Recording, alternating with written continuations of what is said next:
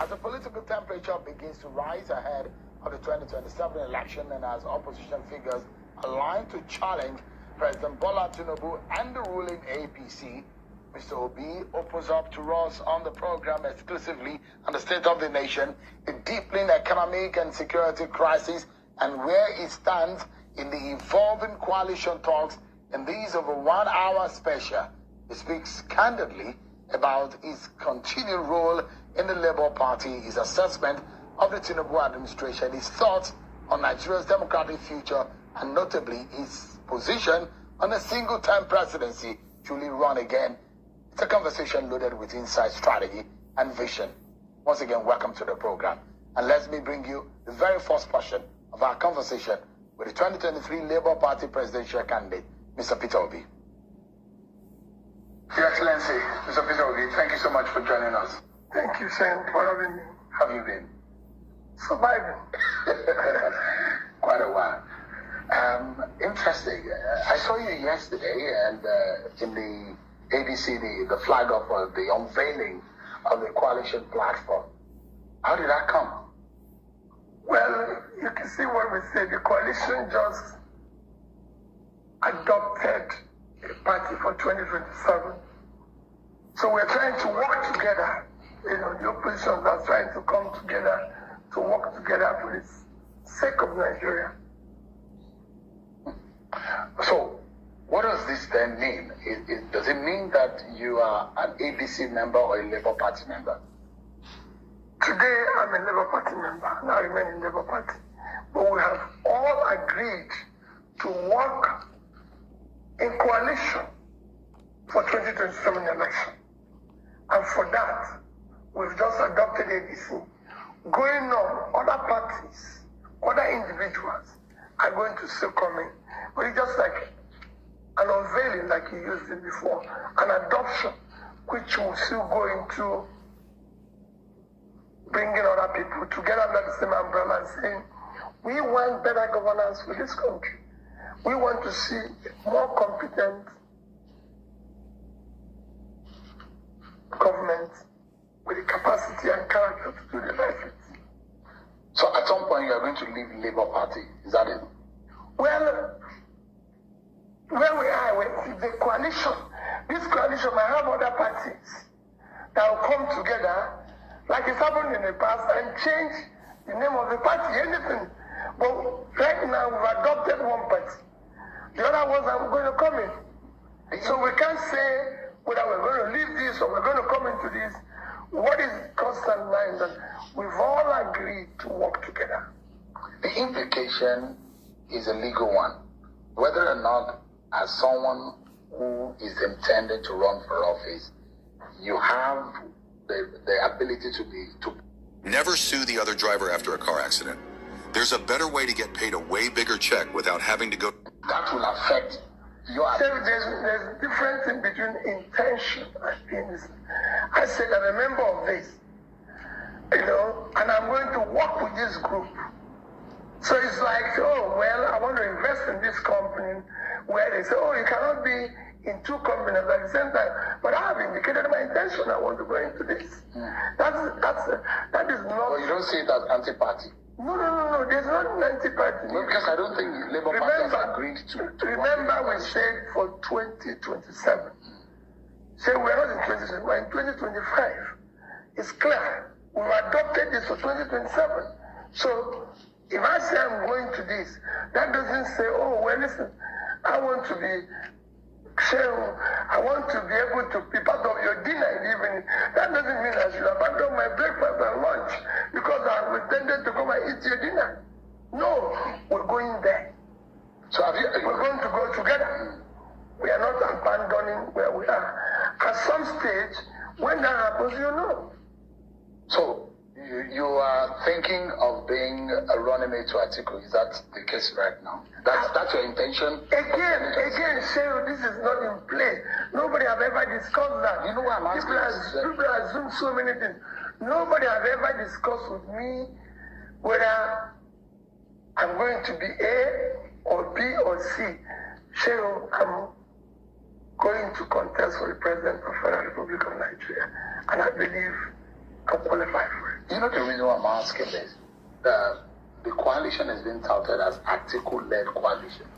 And there are those who think that organization of coming together, that marriage is for an Atiku platform to run. People just assume anything in this country. And I don't believe in assumption. I don't live with it. I'm part of a coalition which will be able to produce a competent president with the capacity, compassion to save this country. And you look at the assemblage in that room. Some have described them as geriatrics who are old and dumb politically, who have been former this, former that. And this is Peter Obi, and your reputation, you know what your reputation is with the Nigerian people. There are those who think that Peter Obi stands for a ray of hope, a beacon of hope for a lot of young Nigerians. And your association with some of those who have been described as spent, former this, former that. You don't think that there's a problem, that it's a contradiction? So, when a leader comes into the scene, you lead everybody. Your job is to change. You change the old, you change the young. You don't just say, oh, my job as a leader is to change those who are not even, and if you look at it, it's about everywhere in the world. Those who brought out change everybody. Even for those of us, I'm sure it's in Islam, it's within the Quran, it's in the Bible, that those who actually, like Paul, who was previously Saul, who actually wrote everything, was one of those who were major persecutors of Jesus Christ and his team. But God changed. They want good governance. So like a Messiah. That's what you want to be. Whatever you call it. A political Messiah. It's not for me to say, oh, this one is bad, this one is good. No. It is for everybody to come together and show that you can do things better. Is it not contradictory, though? There are those who say some of them had planned to sustain military rule in Nigeria. Some of them had run severally in the government that Nigerians thought that had failed. And you say you want to reform Nigeria. Is it not contradictory? In fact, you need someone who has been in bad government. Their experience is critical. I can tell you one of the major companies in the world hired 2 people who have worked in several failed companies because they can tell you what happened, why they failed. You need the experience of those who have failed and those who have succeeded to move on. And I need everybody. You need everybody. It is a critical experience because they know what can fail a system and they know what was wrong with the system. So you need everybody. So if you want to serve, you must serve everybody. In all of this, the ultimate goal and agenda is to ensure that 2027, this government and this party, APC, led by President Tinubu, is swept out of prominence. That's the agenda, isn't it? Yes. And by all means, you are going to pursue it. We're not going to do it by all means. We're going to do it by all lawful means to make sure, because we've seen the failure, we've seen the incompetence of the government. We've seen they don't have the capacity to do the job. So you just have to do, for the sake of our children. If this option, one of the options is for you to be a running mate, you will still keep it? There's no option here, Seun. We're not talking about options. So it has to be on the ballot. Well, the rest is for Nigerians to decide. Let me ask you, is there anything specifically that has been happening in Nigeria since the 2023 elections that has strengthened your resolve to want to run again in 2027? See, as you could see it everywhere, we have an incompetent government. So, as president of Nigeria, I'll bring civility and order in governance. I'll govern with the Constitution of Nigeria. I will respect the Constitution of Nigeria. I will govern within the laws. The government will obey the law. I will do appointment by federal character.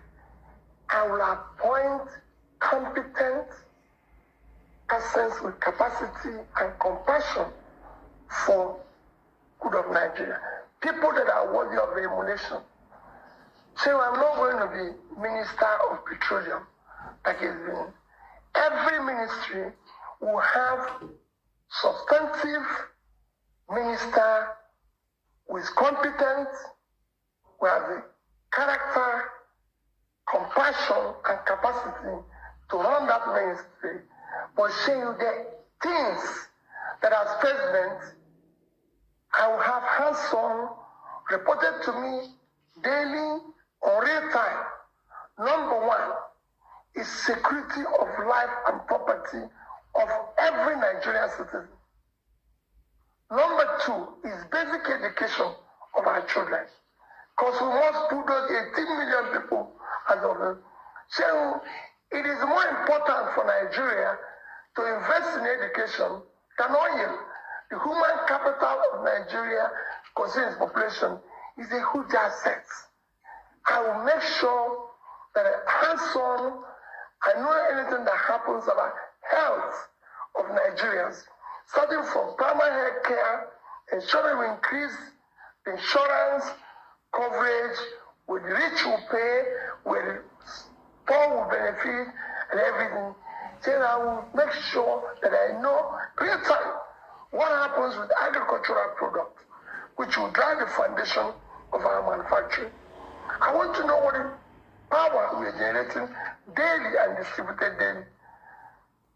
And I want to look at the SMEs, the manufacturing, to ensure that they are properly supported with adequate interest rates. And I'd like to go into details of some of the crucial areas, because you campaigned in 2023, and there are those who say, well, all of the things that this government said they will do are the things that Peter Obi also said he was going to do. And I'll come to those things in a bit. But all of these things you mentioned, you said you're going to do only in one single time of 4 years. 4 years is just to know what is happening to them daily. And you don't resolve them overnight. So you don't want to spend more than 4 years as president? Completely. To be elected? That's it. So you can actually do all of it. You can actually... Nobody expects 100% result. They expect 100% sacrifice and effort. So we know we're driving there. So there's nobody that going anywhere is going in one day. But if we set out to go to Kaduna today, say people want to see us in Kaduna Road. If we're headed to Lagos Road, we're in the wrong direction. What is happening now is that we're telling people we're going in this direction, but we're going in that direction. I said, if you don't know where you're going, every road will lead you there. That's the confusion. Can Nigerians trust that commitment of a single term from you?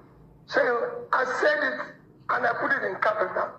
I don't need a day more than 4 years. In fact, the day before, Nigeria in those 4 years. It's not fair. I will show the direction of good governance. That's why I said. To what end is this one single? Why do you want to spend? The Constitution allows you.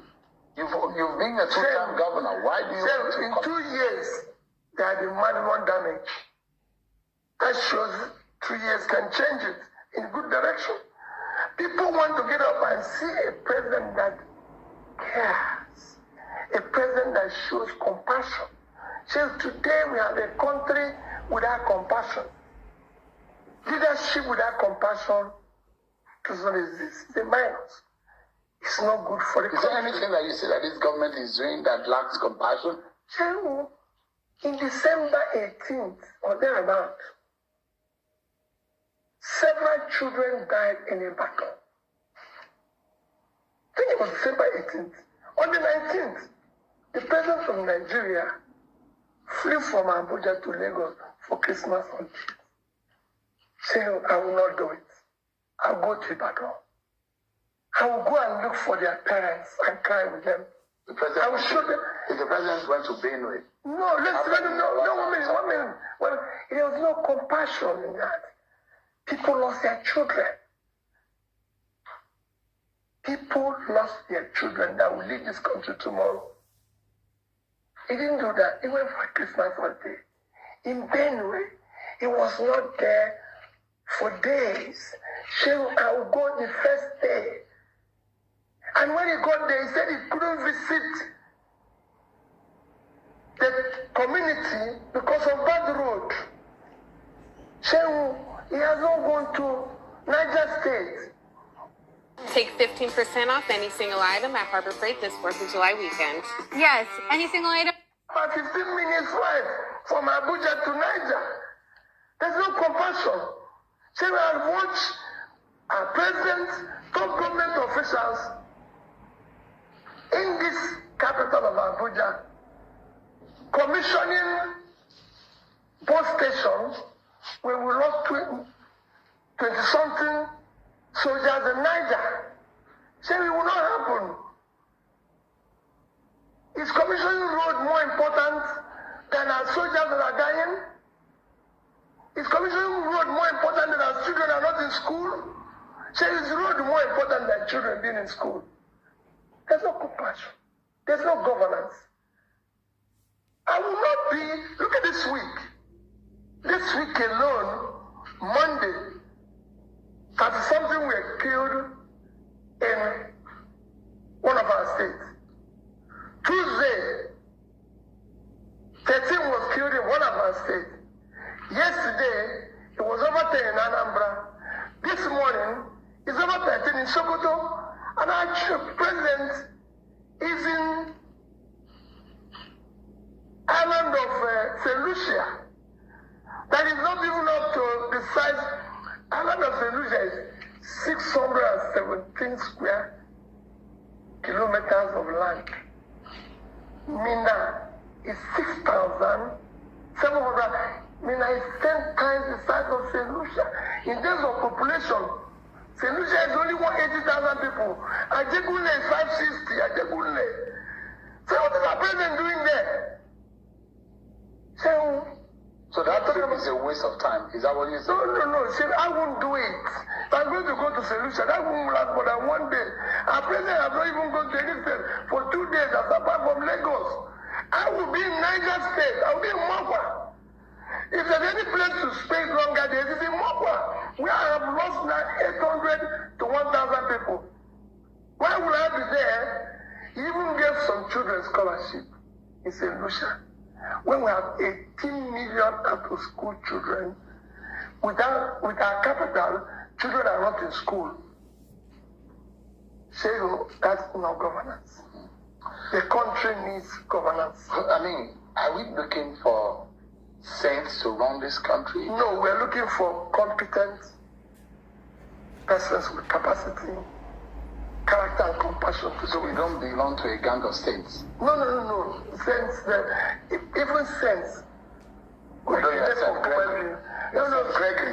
But you're not the saint. No, saints, they are a combination of the great saints, Peter and Gregory. So it's not just and Peter. But in character, you're not a saint. No. In character, a leader must be somebody, I said, he must be competent.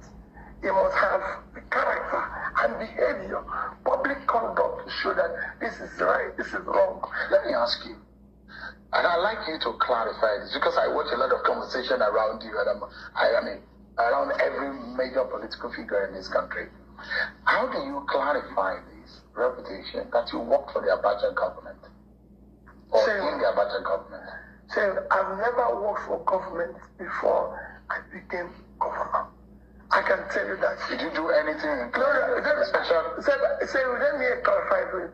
I've never worked for any government before. Seun, I was a very successful businessman. And everybody knows that. I was a very successful businessman. I built my business from scratch to something of a routine. As a businessman, I'm also Seun, part of those who were controlling trade in Lagos then. There was a time during Abacha's government, even happened during Obasanjo's government, there was a time during Abacha's government, because when Abacha took over, it says all ports, seaports and everything closed. So they came out with a policy that caused congestion in our ports, even the airports. Goods were not being cleared, goods were not being exported and everything.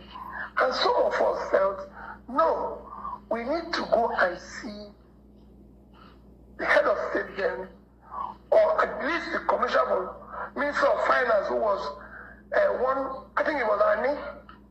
So we came to Abuja, about 50 of us. We had an audience with the Minister of Finance and the President and the head of state then. And we were able to elucidate the problem we're facing. The President then directed the Finance Minister that he should take some of us who are the leaders, should just form a committee to decongest all the ports in Nigeria.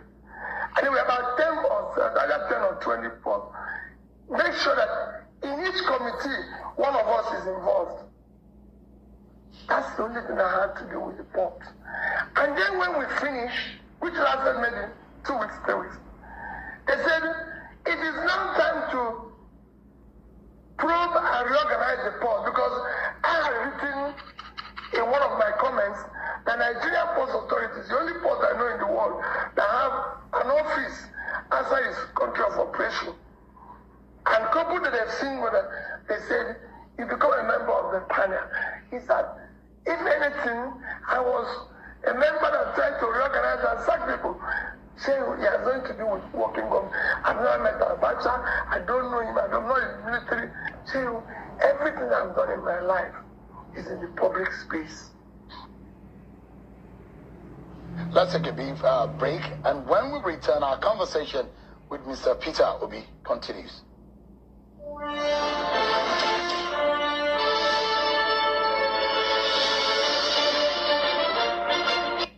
In the 21st century, Nigeria cannot be an independent nation without technology independence.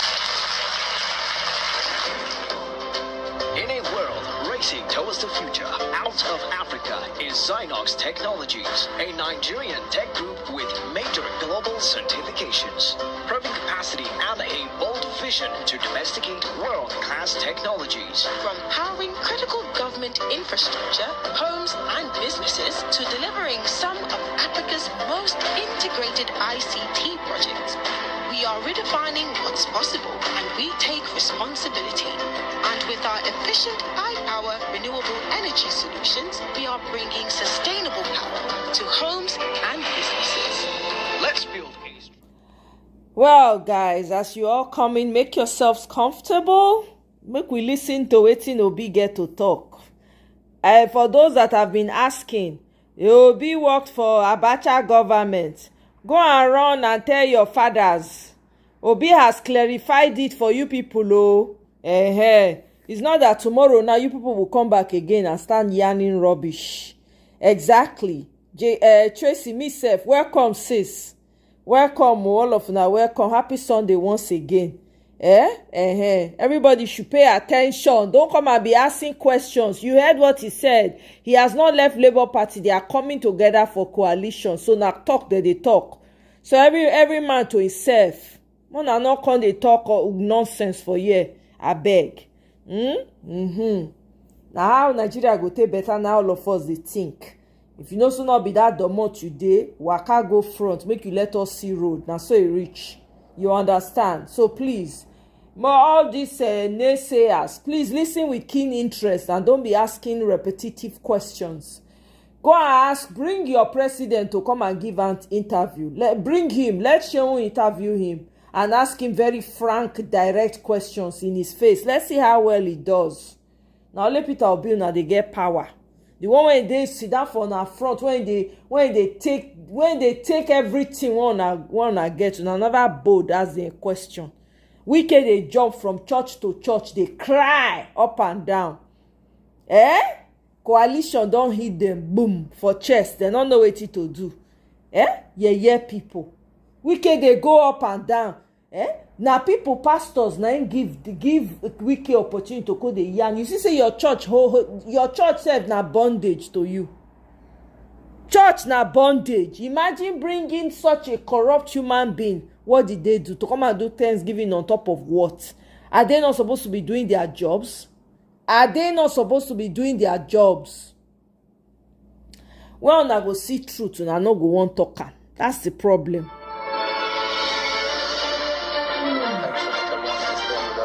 Let's continue with our conversation. I mean, you seem to campaign more about frugality than investment.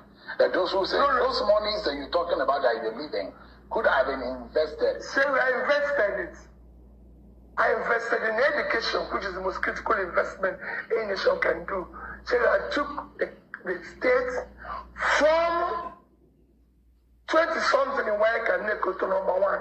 So under me, and I challenge any state, under me, all secondary school, I can go down to primary, all secondary school in Anambra State had a functional science lab, had a sick bed, had a generator, had 2 buses, had computers. Go and ask HP till today. I bought the highest number of computers ever sold by HP to any state in Africa. The order, they're there. You can go and ask HP, or you can go and ask the stand of, let me remember his company now.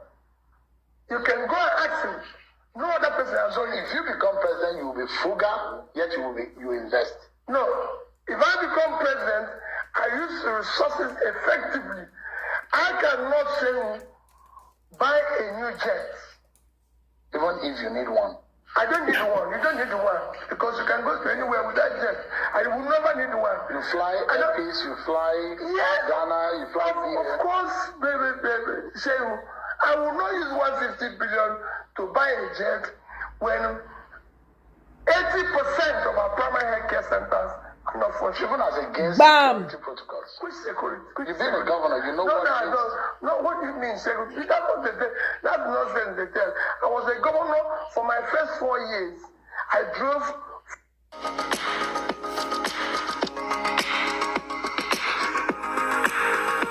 Trying to kill you, you're doing the right thing. It's when you do the wrong thing that you're fearing about death. With security agency, we are even allowed. No, forget all those things. If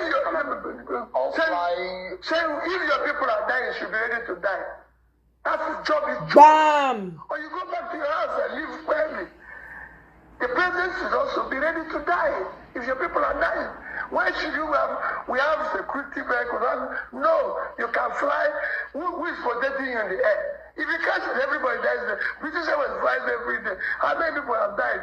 Are they going to provide you security in the air? Let me take you to what is important for our nation today is the alternative and the options that we have as a people, the hope of a better Nigeria. And economy is very key.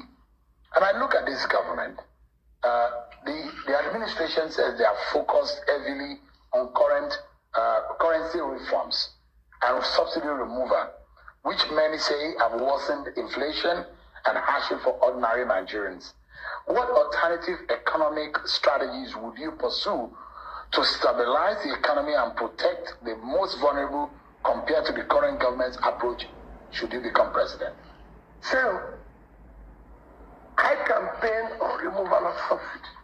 Remember, but I said, 1, there's a corruption associated with the subsidy that you need to remove first.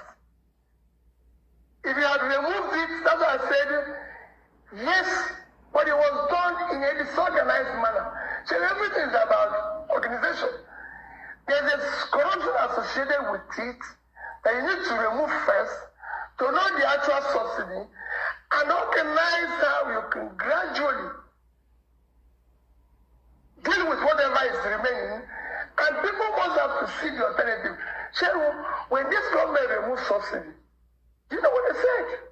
They said is to stop borrowing to sustain it.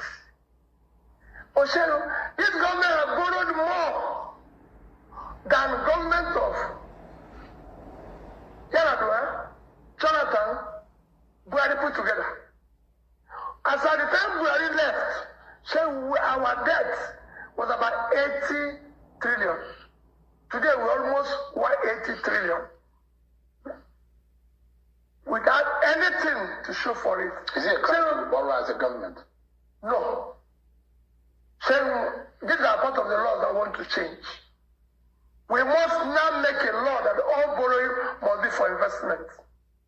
In critical areas of development, you don't borrow for consumption. Without that, you waste everybody's time. Seun, I'm a businessman. There's nothing wrong in borrowing. If I borrow to build factory, it's different if you borrow to bury your father. Because your father is of no value. It's gone. It's just consumption. That's why I keep saying that I want to move this country from consumption to production. For example, what would you borrow for if you were president? So I'll borrow to finance education. I'll borrow to ensure that Nigerians have power.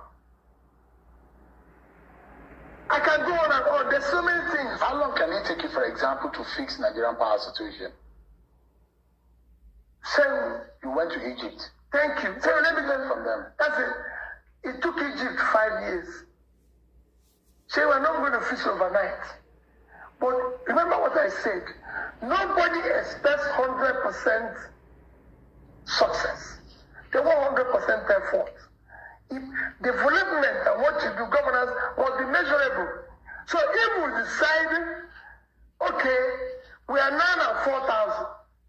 So we can decide, I'm only going to do 8,000. But annually, there must be improvements. How would you do it? So how would you fix power? So it's not rocket science. Egypt, I'm not saying now, say the 3 countries that improve power in the recent time, unless one did it yesterday, as at the time I went to Egypt, we are 3 countries in the world. India, Vietnam, and Egypt. And these are developing countries. So, governance is about learning from best practices. It is not rocket science. So what do you feel? Have you identified why I am over 40 and I've not, in my lifetime since I was born, I've not experienced constant electricity, and my children were born into a similar situation? The question is, have you identified what the problem is? Yes, so the problem is in failure of leadership. Bam. That's the problem of electricity. Everything. Bam. If you have a determined leader, he will learn, he will ensure he implements it vigorously. Like the president announced that he's happy that the opposition is in crisis. I will go there and solve it. As governor of Anambra State, Seun, you've seen me say it every day. Oju's Okaru is there. He came to campaign for Chekunife. I gave him the vehicles that took him to the campaign. When he finished, he came to my lodge, ate lunch in front of me, standing this way, Uche standing this way.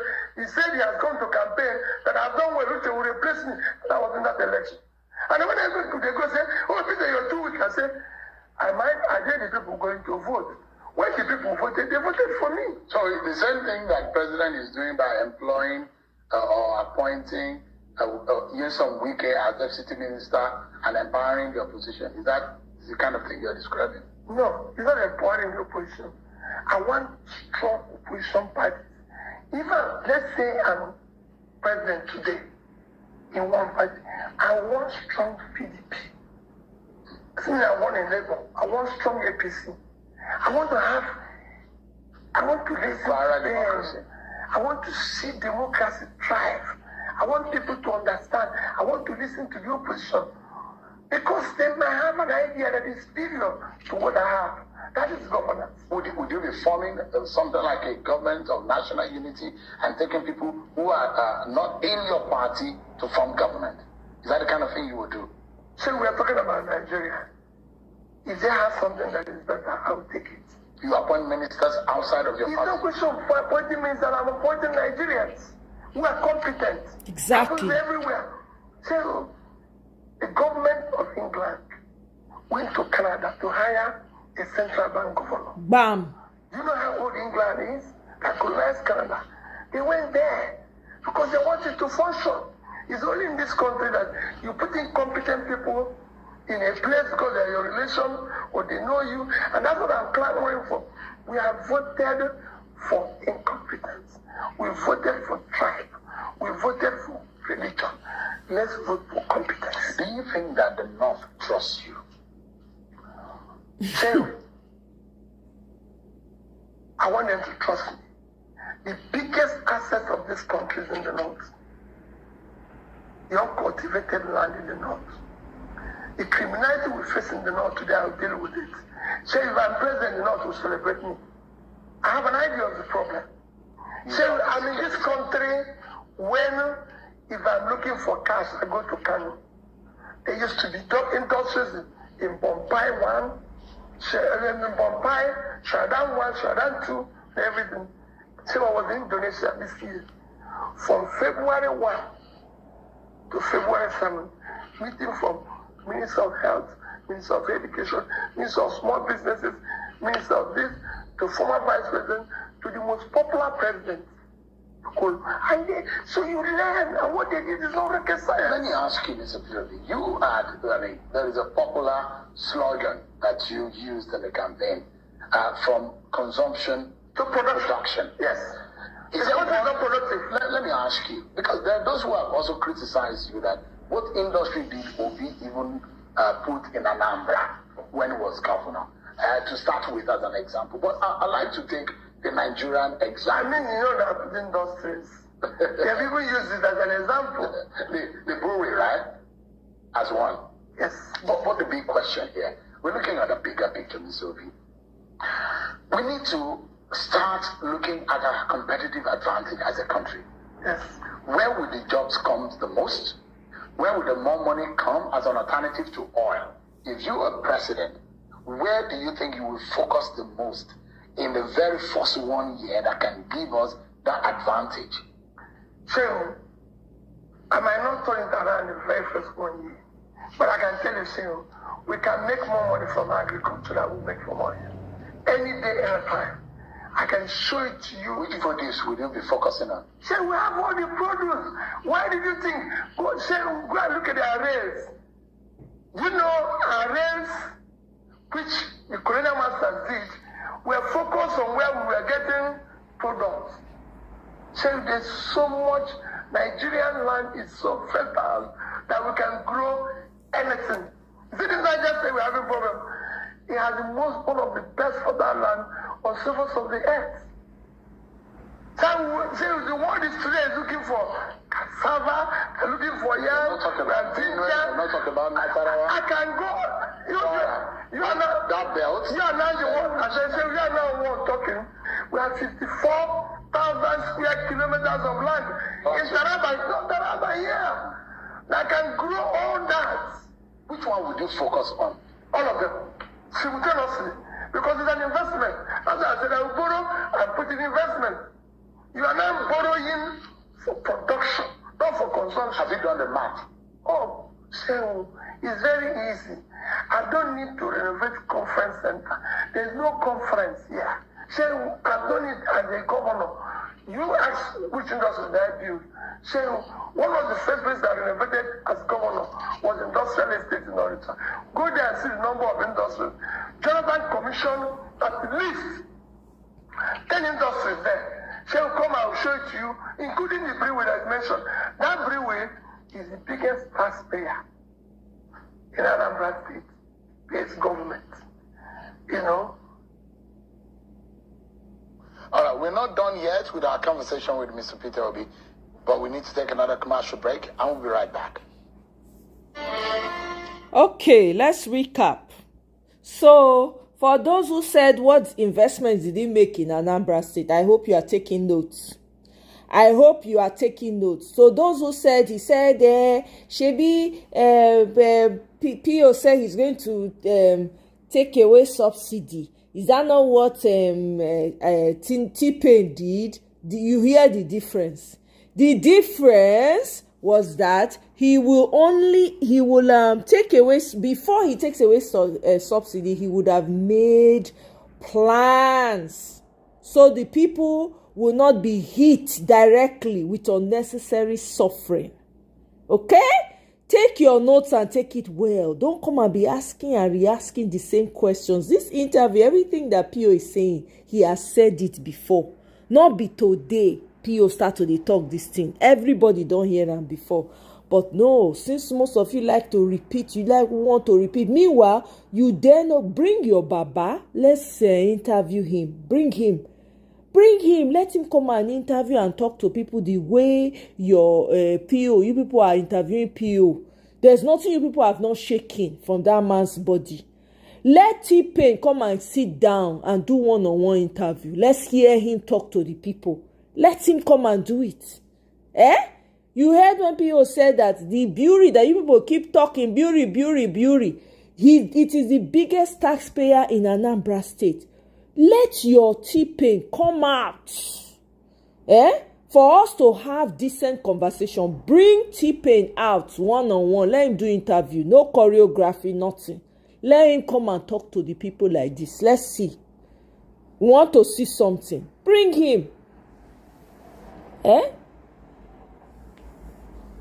It doesn't make any sense. You people, that's all you people know how to do is run with propaganda because you are trying to demarket. You cannot demarket this man. I don't tell now. The more you try, the more he gets popular. Abi, you never notice. The popularity has grown from 2003 to now. Abi, you didn't need somebody to tell you. It is either PO or it is PO. There's no halfway measure. That's it. If you are a strategist, you have questions, you want him to do better, reach out to him. The man no dey hide. This is why I appreciate the candidate of Peter Obi. You no hide, you no dey run. You ask a question, he go answer you. Bring T-Pain, come answer question. Bring and come make the interview one-on-one. Make he sit down by himself. Make the interview one. I no go do that one. But no, na to only ADC conversation. All of them don dey panic. The entire house don dey panic. I never see anything. Do you applaud this government for some initiative, for example, the tax reform bills, those 4 laws that have been signed by the president, the student loan that's been given, the credit corp, and this government will say we are turning the curve, and our economy is gaining momentum. So, are you able to applaud those kind of initiatives? The reality in governance is the people. Bam. Nigeria has never lacked good policies. What they lacked is good and committed implementation. Remember, Nigerians are very good people. They're committed. That's why every president comes and says, things are difficult, let's fast. And Nigerians will jump to it and say, okay, let's fast with you. But then the leaders then go into feasting. When they've just asked the people to fast. You can't tell people to fast when you're feasting. You buy new planes, you're renovating houses, buying new mansions, doing this. Say, we don't have a hospital. If anything happens to you or me now, they can't rush us to a national hospital. They are private hospitals. No, they have broken that. Shame, I'm just telling you. This is nonsense. When British Prime Minister had COVID, they took him to St. Mary's. I had a cousin in the UK. He had COVID. They took him to St. Mary's. Our national hospital is supposed to be our number 1 hospital. Go there. They have no equipment. It's all broken down. They have no ambulance. Our government officials are driving on the road with ambulance. So I've never seen government officials anywhere outside Nigeria. His convoy has ambulance. Not even, no, I lived in the UK for years. Why? Because an ambulance in hospitals. Ambulances are meant to be in hospitals, not to be following government officials. Is there a promise that I'd like to know? Because all of these, the policies and everything that we're talking about in terms of the economy, is the bottom line is the livelihood of the average person. Completely. The man and the woman who are trying to eke out a living, if they don't work every day, they cannot feed their families. What promise do you have for them? For them to think that Peter Gregory Obi has an idea that can alleviate their poverty, give them some hope. How soon do you think, should you be elected president, that you can help them out of this poverty and this hopelessness? So it's not going to be overnight. But let me tell you. But you will do it in 4 years. From day one, I will tackle issue of security. You can't tell me that non-state actors can be stronger than state. How would you do that? We declare war. Say we've lost more people than countries at war. So let's go to war. Let's do whatever it is. Exactly. Even this borrowing you're talking, borrow money to put into security, into equipment, get the manpower. But you will not get those equipment in real time. You have to wait until they manufacture. Let me tell you. It's frustrating. If there's nothing you cannot do if you want to do it. Bam. It's frustrating. So if this government doesn't have the willpower or what? I just told you, people are being killed. They are not even there. They are commissioning bus station. So you cannot tell me that I think I will be sitting where we have 10 soldiers, right? Which I'm not sure are police die and everything, which I'm not sure they're being killed. And my job is to sit for 2-3 hours where they're commissioning bus station. Say, well, I'm not doing it. I will shut it down and go out there. You declare state of emergency on security. No, if there's a war, we declare war. We can be at war. Exactly. Saying our country is at war. Thank you. As a commander-in-chief, go to the war front. I can tell you, Seun, I might not go physically, but I'll go. Because I'll be with the people there. They will know I'm with them. What are they? Yeah, if anything this have happened to me as a governor, I wish you can go and meet my police commissioners when we have problem. One is President John Haruna. We have one is alive, Bello from Kwara. I told them we are at war. You must see me 24 hours. Ask them, or ask my commander of the army when I was there, Enenche, he's in Abuja here. Ask him, I told him we are at war. Enenche, you can see me anytime.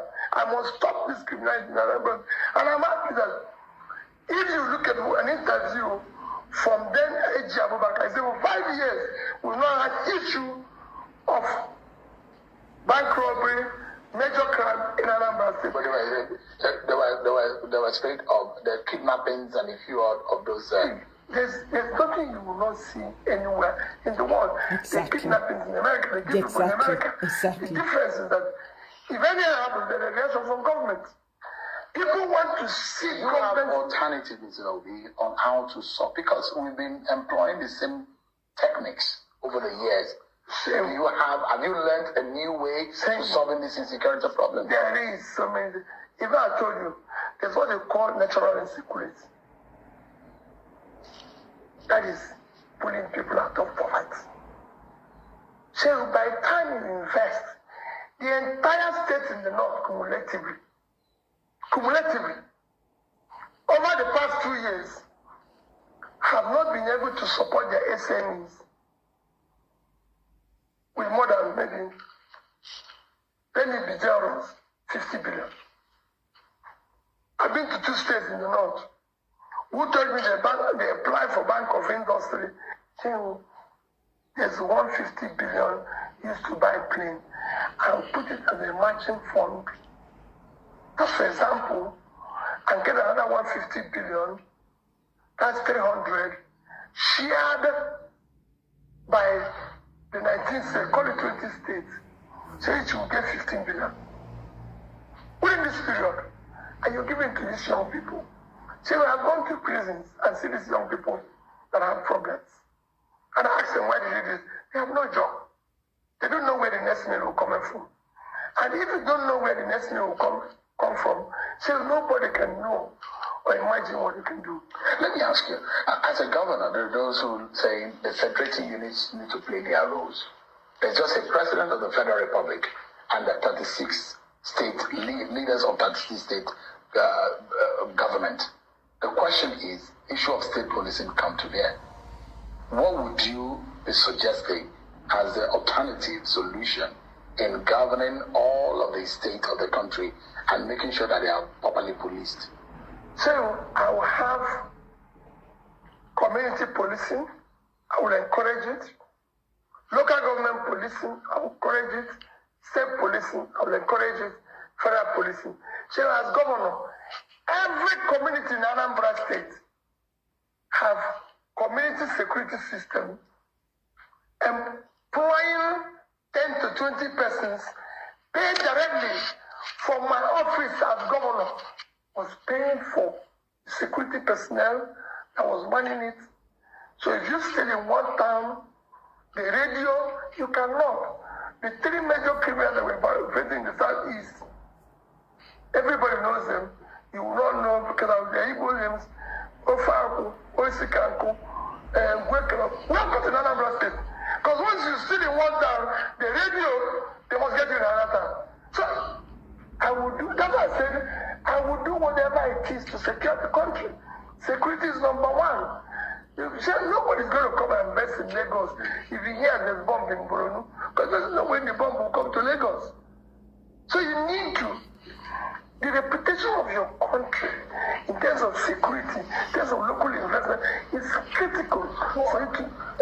I mean, when you touched on the issue of the security in the southeast, there were those who criticized you, that you never came out to condemn the role IPOP and those who were the agitators and those who were asking for sit at home. And some of the killings are.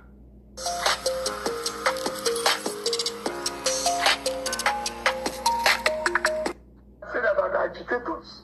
Let me tell you now. So it doesn't matter what. There's Yoruba agitators, there's other agitators, there's Israel. I will talk to all of them. There's nothing wrong with agitating. Anybody who says, okay, come, let's talk. You must exhaust the reason, but see, I see all those functionalities as a function of a dysfunctional, is a result of a dysfunctional society. If you do the right things, all these things will collapse on its own. So what I'm going to unleash here as government, somebody who works in government, will change it. Would this be canvassing for a political solution to the case of Nnamdi Kanu? For every one of them. I mean, why is it being held? It doesn't make sense to me. Some people say because he used vulgar words and everything. Is there anything wrong? I've not seen it. People just say, oh, you see vulgar words. You say, it doesn't bother me if I'm president, whether you call me thief, call me a less man, call me idiot, which they call me today. It doesn't bother me. My duty as a leader is to the common man to put food on your table. Well, if you are talking about the situation in the southeast, is it the same way you handle the agitators and those who are killing in the northeast and the northwest? Remember what I said. If there are people I can talk to, I will talk to them. But remember what I said. Once I exhaust reason, I'll deal with it. Let's say tomorrow we have a bandit by name Seun operating in the northeast. I will foresee. Put me anywhere. But remember, that is just establish a link to say enough is enough. Now today, deal with it decisively. Are you happy with the peace and the quiet in the southeast after the arrest of Simon Ekpa? There's no peace anywhere like I know in Nigeria now. So for me, I just told you they killed 10 yesterday in my state. Is that peace? People are being killed everywhere in Nigeria. Everywhere. Let me ask you quickly, Ms. Obi. A lot of your followers believe so much in you. And those who do not believe in you, they don't think that you're the right man. Why do you think that Nigerians should trust a Peter Gregory Obi that will give them hope and will give them focus? Can they trust you? Seun, everything I've said, I did. As governor, when I was campaigning to be governor of Anambra State, I said I'll fix education. I'll make sure I improve in education. There will never be a time children will not be in school. I can show you education increase. It became better. I said we're going to deal with the issue of health. We didn't have one single school of nursing and school of midwifery. By the time I left, we have more schools of midwifery and school of nursing today than any state. Seun, I talked about rural roads, opening up rural. You can go on and on. It is not. So Nigerians can. Like I said, no. They will have the solution. Seun, what they can do, when I talk about corruption, see, we have fight corruption head on. Head on. And I said it. If you, who is number one, either at level, national level or state, is not stealing, your wife is not, your family is not, reduced by 50%, it's an experiment to it. I've had people that will say, oh, but you're corrupt. But Seun, I left 36 billion naira I would have stolen. I left $150 million I would have stolen.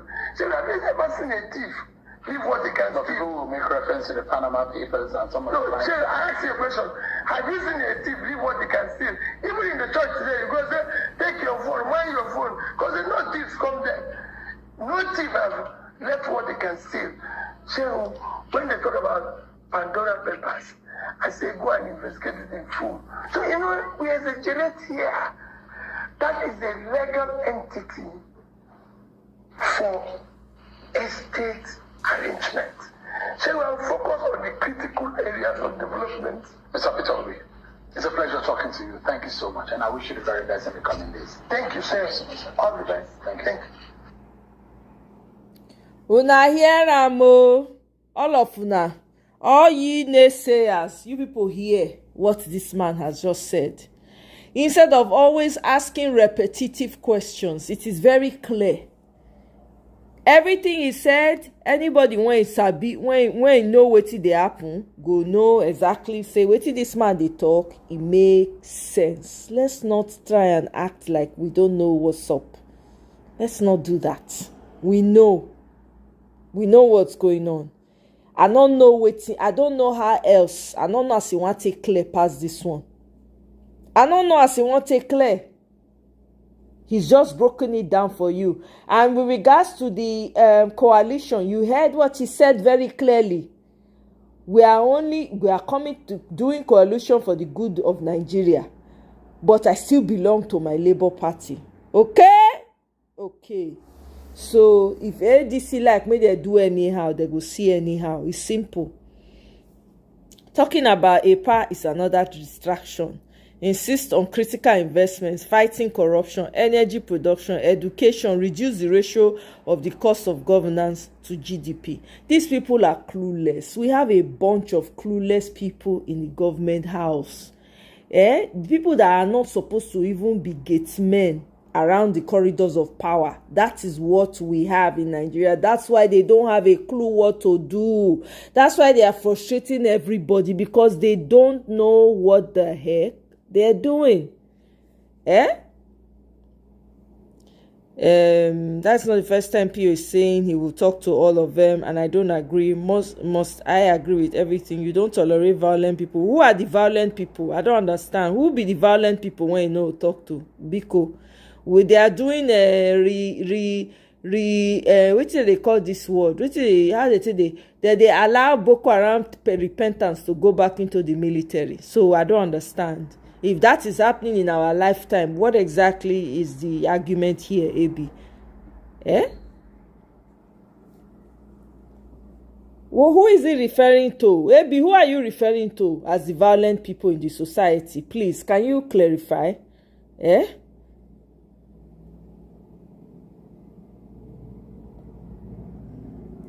Have you asked yourself why they're agitating? Who is he referring to? IPOB?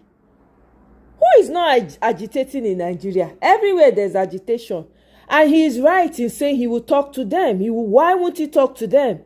You have the most vile Boko Haram people flogging and unaliving people in their thousands, hundreds.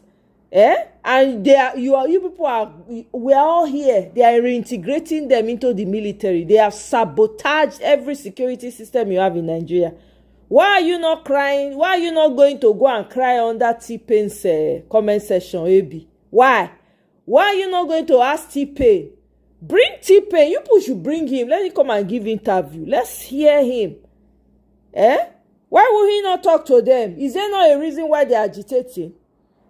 Oduduwa group that is agitating, is there not a reason why they're agitating? Why you people, why are you being hypocrites? Why are you being a hypocrite, AB? Lewechi, welcome. Oh. The criminals that hijacked Nigeria, the system wouldn't allow. It's not up to them to whether they will allow or not, Lewechi. We have to put our money where our mouth is. It is the people that will or will not allow. It's not up to them. It's because the people have not stood up together. That's why they are getting away with the crap that they are getting away with. If the people do, there is no such thing as allow or not allow. These people are just taking all of us for a ride. Here we are. Meanwhile, you have a president that cannot even answer any simple question. Bring him, come when we interview him, make we test him intelligence. Bring him. Make he come talk. Make he come tell us what he don't achieve since. Una remember that military guy now? See him, he don't show up again. I go play in video in a few now. There are a few, we're not ready. I don't know about you, Lewechi. They are ready. People are ready. I don't know about you. I think everybody should be speaking for themselves. Instead of saying we are not ready, speak for yourself. Say, I am not ready. Because there are a lot of people that are ready and are tired of what's going on in Nigeria. So I don't know what to say to that. Let's listen to this guy. Me, I no come to come beg you. If you no pay, brigade come. Okay, may months. I don't need to talk too much. This one will carry me on this evening at the verse. At the verse, a message to this man where they up. Exactly, Tracy. Ayaradua gave amnesty to Niger Delta agitators. Thank you. Hypocrisy everywhere. Exactly. Guy Walele. How can you beat a baby and say don't cry? It doesn't make sense. Meanwhile, we are all of us there here that they reintegrate Boko Haram people into the military. Because of that, your military security has been completely eroded and sabotaged. What are you people what are you talking about? Everything not be gra. Everything is not always by force. Abeg, Gaby, rest. Because we are human beings. If you see somebody that is agitating over and over and over again, it's because people are not listening. May God not let you see anything that will make you agitate to that point. It's easy to be far from it and be criticizing, pointing finger. Please, let's not be hypocrites. Brigadier General Bello, Mohammed Hassan. Respect when I don't give you rich, but we be say make me call you Brigadier General because you are not acting as a general. You are just acting as a thief of a politics that is there. They say you are on to me telling me that you people did not want to pay them their RCA. If you no pay them their RCA, me I no come to come beg you. If you no pay them their RCA, where they work for, you no go see peace for this country. Now brigade commander you be. They don't carry brigade commander give you instead of all the money where they chop for their head never do you until do one be say they don't work for where they go carry give their family. Now you know grip pay there. They roll and you be bank.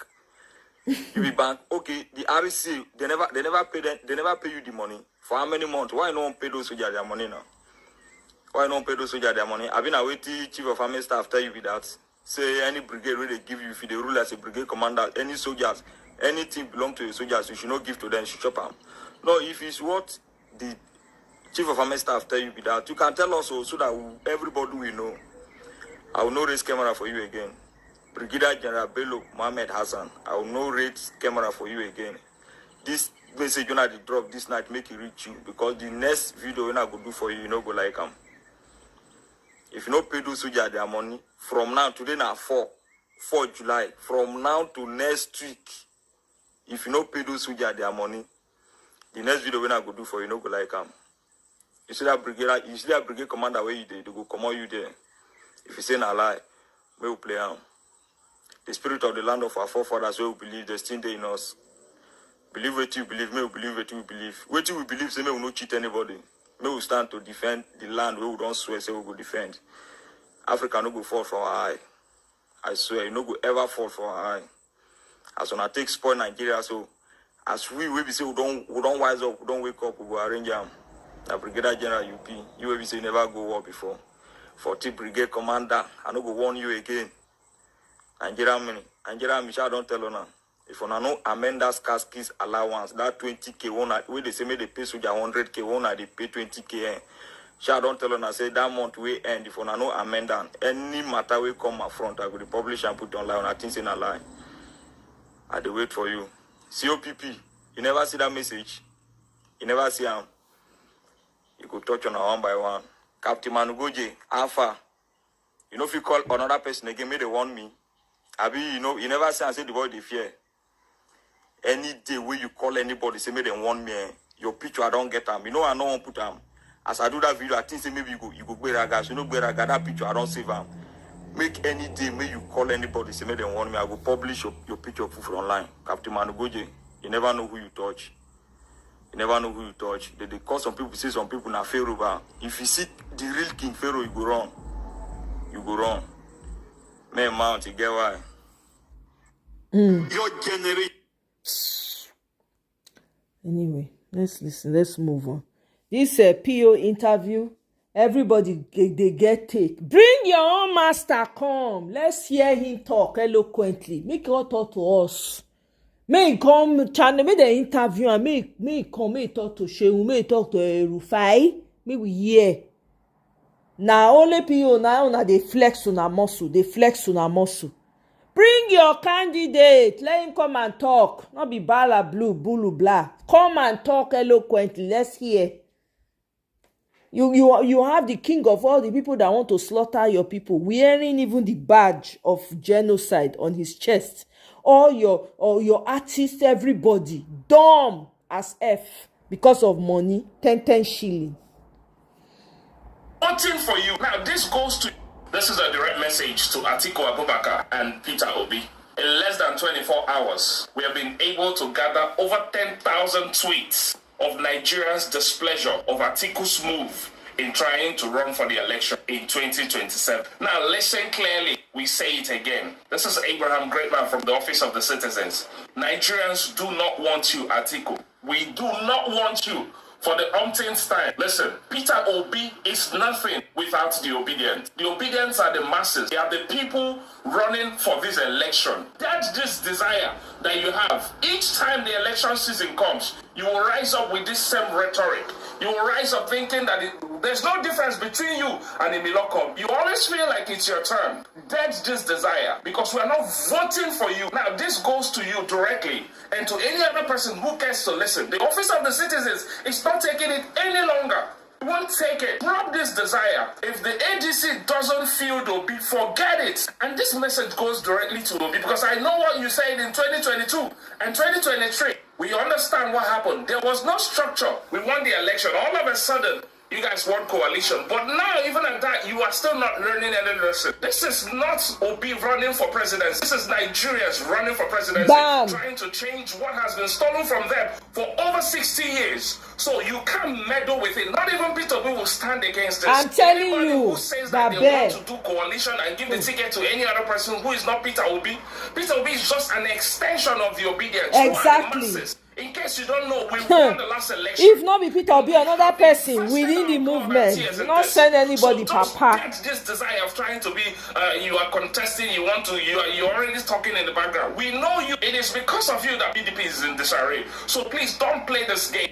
Peter Obi better wake up and start planning against this 2027. These guys are not serious. Exactly. If the coalitions are not ready, you guys should get out of the way. And let's plan for something better. You guys better not be wasting our time because we don't have such luxury to waste. You wasted a lot of our destinies. Enough of this rubbish. Exactly. Bam. I beg. This is the energy we need. Biko. No fish shout. As it be like this, I sure say, Atiku don't forget anything for our Asorok when they under Obasanjo because the man has been contesting even before I was born. Now, sure say you don't forget anything for us or we want it because how can a man keep coming out every 4 years? Exactly. You can't tell me say there's no agenda behind it. This is even beyond his political ambition. If you get anything where you forget for us or may you tell us now. We go help and bring her. May let her go carry on because this is getting out of hand, and this is unbearable to Nigerians anymore. You don't need to become a king. There's nothing bad becoming a kingmaker, as far as I'm concerned. The man just needs to step down. Let Obi become president. And we shall zone it to the north. So whoever is in the north that is competent, we still have many competent people there that can still become president from the north in Nigeria. So if you get anything where Baba Atiku forget for Aso Rock many years ago, you should let us know, because this is getting out of hand. The ADC needs with Obi as their presidential tickets. No matter what, Obi or not, in fact, if they even make us best now, Obi and Dati. I'm telling you. And maybe the boys, big boys, Mona no come wine also. Bless them, I won't come the over stress, trespassing. Don't forget that we are the obedient too. After election, all of them are Japan, and go wide. Now, because of saying, as I say, we want the same party, now one can they whine us. No, we are not together. Respect yourself. This is obedience. Respect yourself. We know they the same league.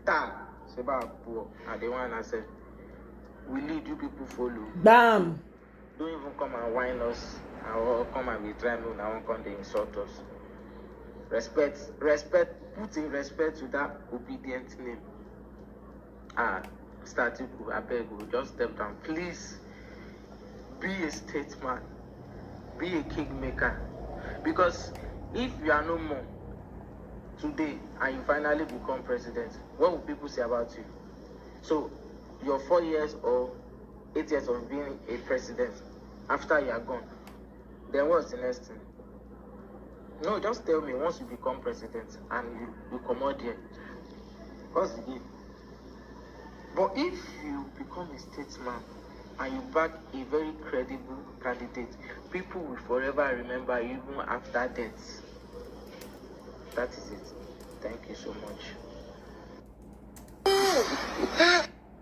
Thank you so much, Oscar. I really appreciate it. Thank you, my brother. Happy Sunday. Yes, it is Obi or nothing. I beg.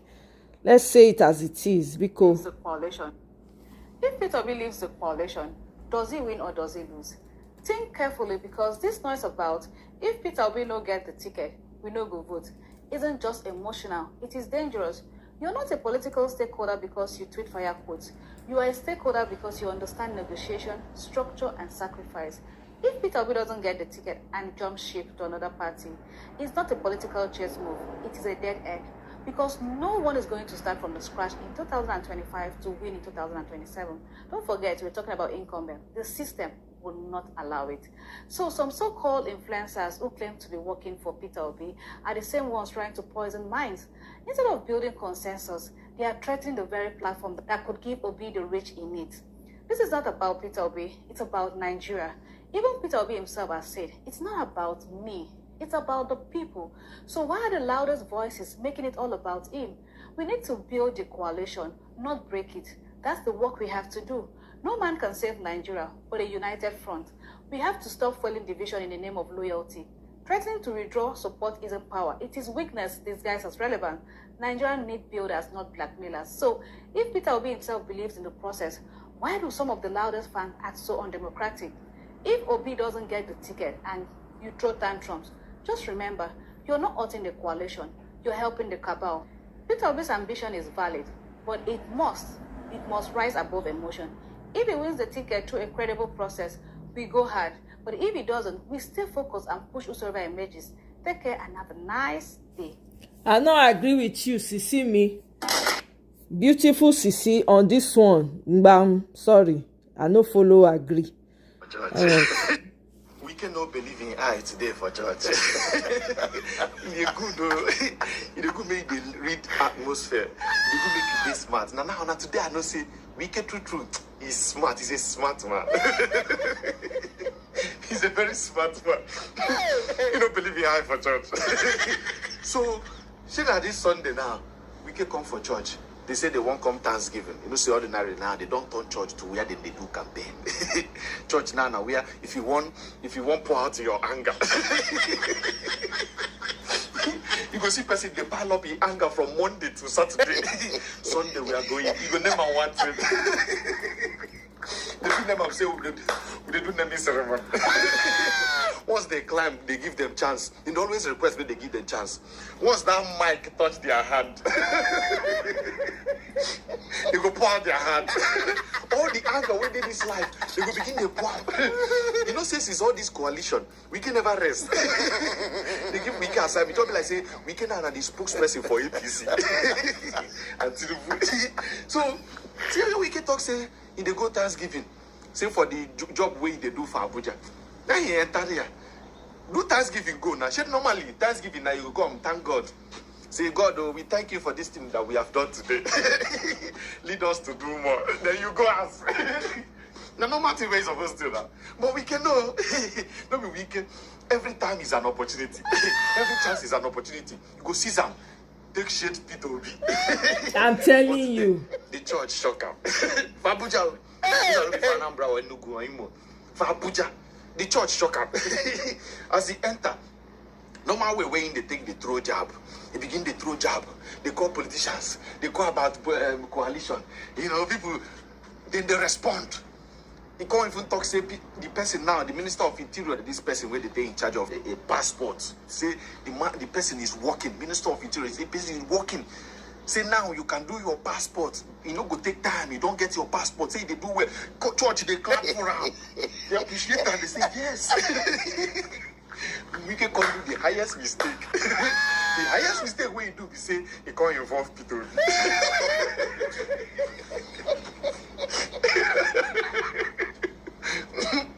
If you want to finish your career, just come to You never start campaign. Peter never start campaign. We can just talk, say, Peter, he said that Nigeria is no longer a democratic nation because it's no longer in power. Talk, say, when he did power, now democracy, now you know it did power. Democracy. Go begin the call Peter video. Night church quiet. Atmosphere change. They will be like, Wike, for inside here. Now Peter, we are talking about the man with so much integrity. Now we talk about talk say people we cannot be president again. Say in time don't pass. Church they look up. Now Peter view. No go there. We rush you. You got be like say Wike no. He just package himself. He changed. That's why I tell you, say he's smart. He look the atmosphere. He be like say they even tell Wike, tell and say if you reach there, talk about Peter, let's check the environment, see as he go be. Now you go and to them, tell them say, no, no go area. That man they used juju. He's using juju. It's not about the animal. He's using juju. But we show him juju.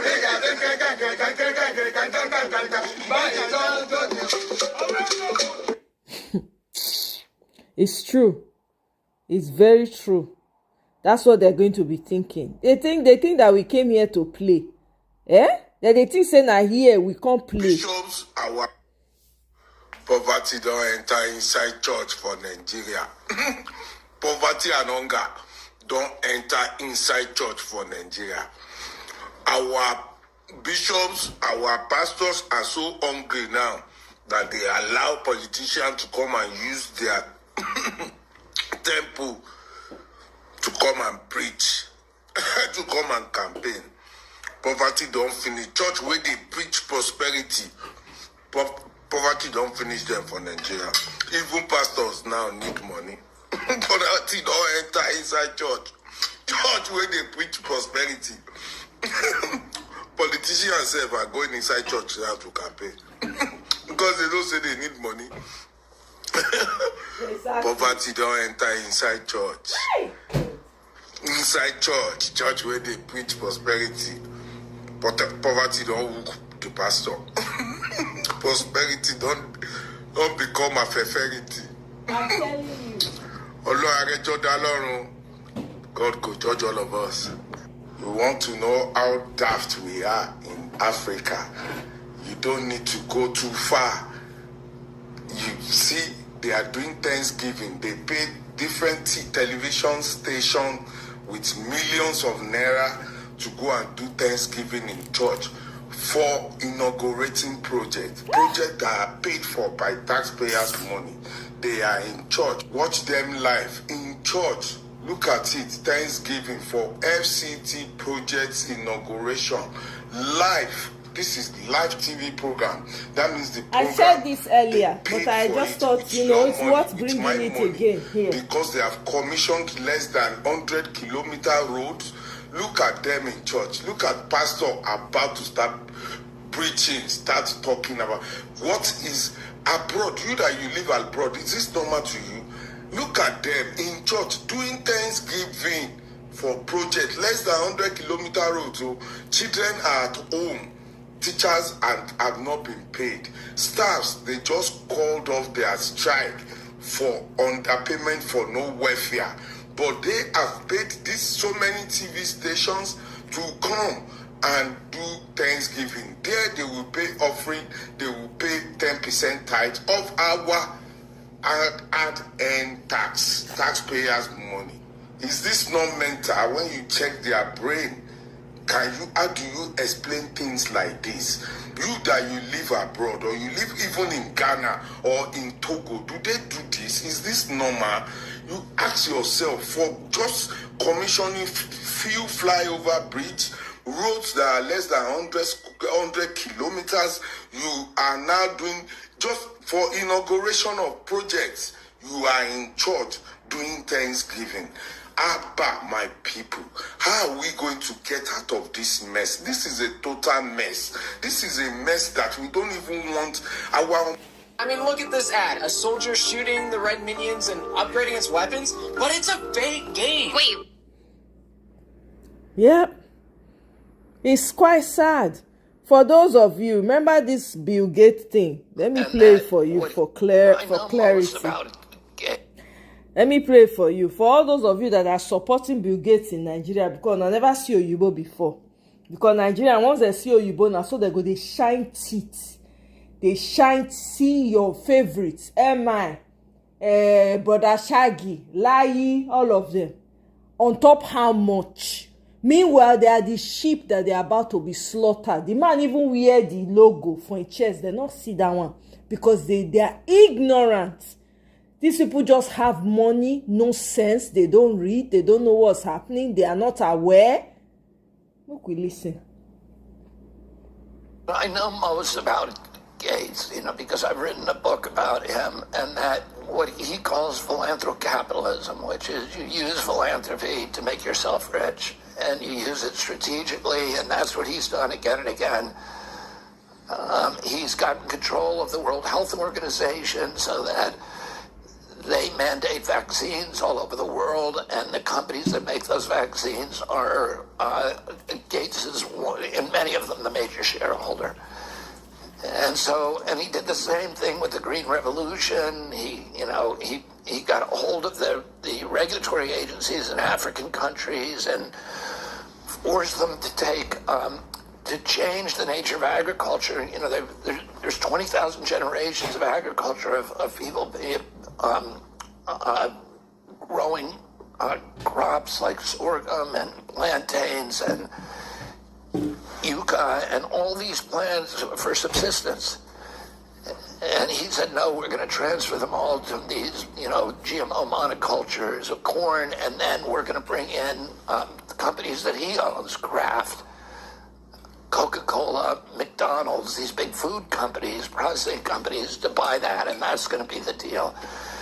And then, of course, during COVID, all of that shut down, and you had, there's 30 million Africans now as a direct result of Gates's policy who are now on the edge of starvation.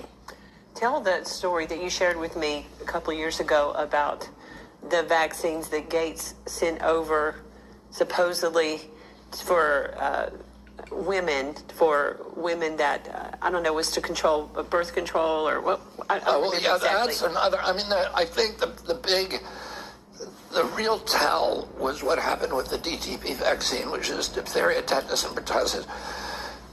Because of Gates pushing this shot, it's now the #1 vaccine in the world, DTP.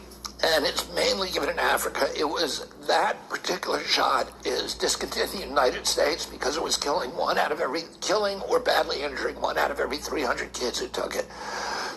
We ended it in Europe and the United States, but there's Gates giving it to every kid in Africa. And in 2017, he asked the Danish government for money to support this program, and it said, we've saved 20 million kids. The Danish government said, can you show us the data?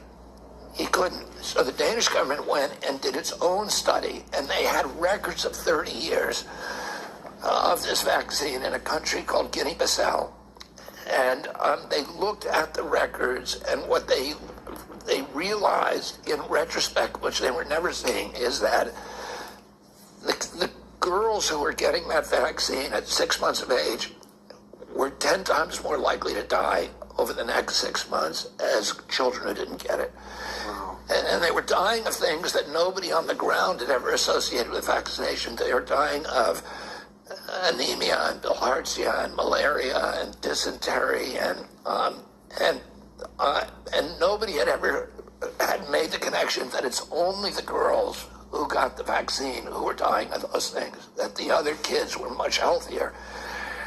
And the Danish government had retained the greatest vaccine scientists. All of them were pro-vaccine. A guy called Peter A. Aby, who's like a deity in that space, and another guy called Sigrid Morgensen, and a whole team of scientists knew that. And those scientists started speaking up and saying, you got to discontinue this vaccine. And their careers, Gates made sure their careers were destroyed.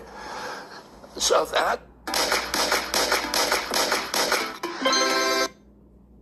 Una hear am, Abi, you guys can hear it for yourselves. So you will not say you don't know, you are not aware.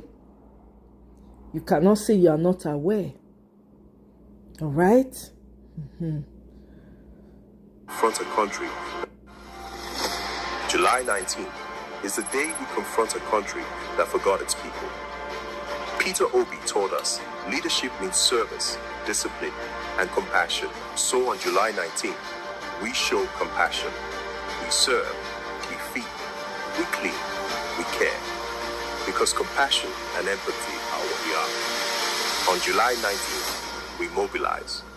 Each obedient recruits 20 more. Every state coordinating council builds a block of 500,000 obedients. Abuja and Lagos lead with 1 million strong. There is no fund collection, no donation account, just people-powered action. In every state, local government, ward, we take action for new Nigeria. We are obedient. This is our movement. Together, we build a nation. Okay, that's it. July 19th. Okay, obedient day of service. So, Mona rally. Meanwhile, Nigerian courier services have been easily transporting hard drugs since Tinubu's inauguration. NIPOST, NIPOST, Nigerian Post Office. Okay, they mail them with ease. Make una know. Anyway, let's take a listen to this video. This is the last one for the day, and that's it. This guy on my screen, X-Man, has been making a wave for some months now, and he has been calling a lot of colonel in army forces. You know, they put allegedly, they call them as a take B, and they leak a lot of secrets. Today now, you don't leak another secret when involve waiting me don't pass through. That is why I bring these videos to you. But before then, let's watch. I will come back to tell my own experience. All right. Message to Lieutenant Colonel B. Dagbo. Your matter don't reach my table. I will tell the whole world, Nigeria, even the army, what you are capable of. The CDS is not even ready to attend to those cases that soldiers is having with his commanders that is working under him. All he knows is to commission underground for soldiers. Message to you, Lieutenant Colonel B. Dagbo, you are a rebellion to soldiers. You are a criminal. Let me tell you what this Lieutenant Colonel is capable of. He's the commanding officer 181 Akinbaloye Battalion, Agbo, Delta State. All the whole soldier benefits, security money, allowances that all those companies they pay, give soldiers under his command. Only him, they hijack them. Only him, they carry all. The army headquarters don't already disperse feeding money, 3,000. Look my screen. This man is paying soldier 500 naira for feeding money. Let me ask you today, CG Musa, because you said that any soldier that talks, you people will bring him out. Which place in Nigeria today where you can carry 500 naira to a restaurant and buy food in a meal, one plate of food, 500 naira? CG Musa, this is criminal and rebellion commanding officer who is commanding 182 Amphibious Battalion, Agbo. He's a matrix soldier. And best soldier benefit to enrich himself and family. To the extent he now also have a commander checking point. The way when Benite gets commander checking point, he don't get checking point. All that checking point in Benin Lagos Expressway, they remit to run. To the extent, not that one pay me pass to say they collect money. To the extent that each checking point now 150,000 naira. Checking point they remit a day to run. If any checking point their money no complete a day, the soldiers when they do that duty, when they do for that checkbook, they go withdraw from their own pocket money. From the same 15,000 feeding money when he give soldier, may they take the suffer, they chop. The soldier will still go withdraw the 15,000 and each of them. If now 5 soldiers there for that, they'll go withdraw their money. All their own money from their bank, they'll take and complete the money, make it be 150,000. They'll go remit to the adjutant, Captain A.R.O. Bawa, go collect the money from them. Go give this criminal CEO. He don't care to know whether those soldiers feed for that checking point today. He don't care to know whether those soldiers, they are okay, they are living fine. All he know, that 150,000 money, they must remit them. If you not complete, now the way a manner, now they know how they want to complete them. Now, I bring it to your notice, the one way don't happen to me. And every truck driver in Nigeria will bear witness. Any truck driver in Nigeria watching this video will know that what I'm saying is the perfect truth. Any truck driver when past army checking point in whole of Nigeria, especially from Lagos to Onitsha, from Onitsha to Ebonyi State, and from Ondo State along this Akure-Ibadan Expressway, they will witness this thing I'm about to say. See, any army checking point where you reach, so far say you be truck driver, army don't know one way to you carry. Some trucks they pay 1,000 naira in every checking point. Some they pay 2,000, some they pay 3,000, some they pay 4,000 naira in every checking point. For example, me and a scrub I they buy. You see this small motor when I dey inside. Anything will make me carry this motor now. Load scrub. Load scrub. Pass army checking point, they must collect 1,000. They know the price them. They must collect 1,000 naira from me, no be allegedly. The day when I insist, say I know they pay, my see shaggy. Now, why I believe waiting this man just said on this video is this. Those money they are collecting, what are they using it for? Now, I do not blame the soldiers 100%. I blame the commanders in chief. I blame the left corners. Because now waiting they instruct them to do. Now, imagine putting armies on daily delivery. What are you expecting them to do? They are going to do anything possible within their power to make sure they complete that money. Because if they do not complete that money, they are going to face the consequence when they get to barrack. That is why you go see say from argument of 1,000, 2,000 naira, army go start to the patch your face. Because he knows if he fails to deliver, he's going to use his own hard-earned money to complete it. Imagine what this guy just said. They disposed 3,000 naira daily allowance feeding for army, which is a month is about 3,000 naira times 30 is about 90,000 naira. But the commander in that barrack are giving them 15,000 naira. That is 500 naira every day. Waiting 500 naira go buy. Even the 3,000 naira that they dispose as a feeding allowance, 90,000 naira a month. Waiting 3,000 naira go buy for you. Waiting 3,000 naira feed too. That is 1,000 naira. Morning 1,000, afternoon 2,000, 1,000, evening 1,000. That is 3,000. Why my own workers are taking 1,500 naira? Morning, afternoon, morning, afternoon, 3,000. They are giving well-trained soldiers that are going to face bandit 3,000 naira daily food. And they're expecting Nigerian youths to engage their self in military. Bro. Bro. As I said before, I'm not going to advise you not to join. But at least think twice. Think twice before joining military. I allegedly saw some news few weeks ago where they are saying, what happened to Burkina Faso is going to happen in Nigeria. Nothing will happen to Burkina Faso when go happen to Nigeria. You can just come out to my mind for there. Waiting happen for Burkina Faso can never happen in Nigeria. Go and write today's dates down. Make una come out to our mind.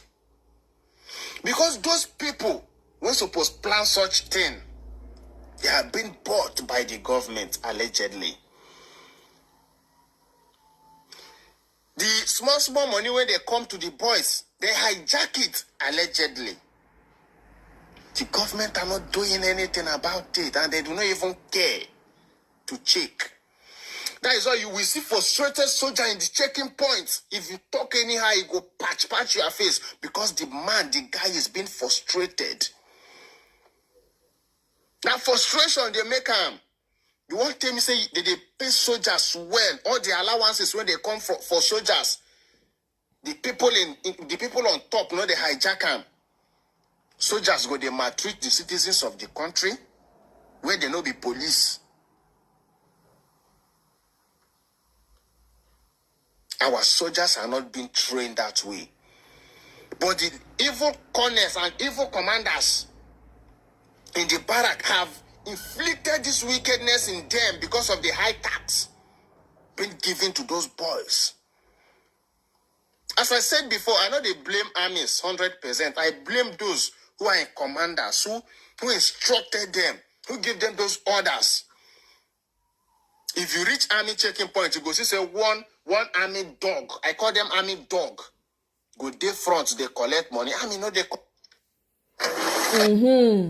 That's it. So, when I don't hear them now, so the reason why I bring them, I can know what they happen on ground. They give the targets for road. So if you damage that they collect money, they squeeze people out of money. Can you imagine making 150,000 naira? Oh God. Oh God. Per checkpoint. Or if they enter one person pocket. Meanwhile, on a lighter note, Natasha don't come out. She's saying they resume of Senate on Tuesday.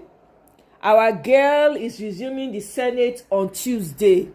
Somebody shout hallelujah. Shout hallelujah. Our girl, when he wrestled the beasts, he wrestled them, enter gutter, come up, take shower, dress up. They show up for Senate on Tuesday. I'm here for it. I hope she puts a video somehow, just show us as she enter there. I mean, they not leave her, may we still keep our eye on her. Because these people, they are up to no good. They don't try to buy her and they don't see her buy. They don't try to humiliate her, they don't see her humiliate. I would love to see her show up in that Senate. And by the way, before I enter that Senate, may not go, before I sit down for that seat, I beg go. Natasha, I beg go. If it's possible, I don't know whether if you exchange it, no sit down for seat, oh. if you want to sit down put something, I don't know what you go do, because man, I not trust those people. They are not done. So shine your eye. Anyway, I trust you. You sabi. Yeah, she's resuming on Tuesday. She just put out a statement. Galadima's interview in her interview said it will be a tall order for, yes, and it will be. Absolutely. You understand? So, my people, now here I go draw the curtain for now. Now, Peter Obi interview, now he carry me come out a second time. You know, so usually these days, me, I dey take an easy weekend, I dey chill from Nigerian news, but I couldn't help it. So, for those who keep asking Peter Obi the same goddamn questions every time, I hope you've heard it clearly. So, if you are coming with any false narrative or any other narrative, wherever you're going to, make sure you come with your facts. Don't come here to bamboozle us. We don't have time for bullshit. We have a country to save. If you have questions, Peter Obi has said, I am open to learn. I am open to this. If you have suggestions, ideas, respectfully take it to him. Don't go and do King Kong, because we dey watch. Our eyes are everywhere, in case you don't know. Now we dey run this show right now. Now our hand, now the people hand, now the power dey. Okay? You see anyhow, you do anyhow, you go see anyhow. Oh yeah, they're gonna start coming. Oh my God. Wait now, even I saw Mocha. Now. Marcia. I see Mocha not too long ago. Well, you don't already show. Maybe I will even play that video. Make we hear waiting the man they talk. Where is that video? Where I just see him? Oh, wait. Felix Mocha. He come my Arise News. He can't talk. I say, Kile, waiting this one, they see talk. You not pass nonsense when they talk. I see whether I go see that interview. I think it was on Arise. Was it on Arise News? Let me see.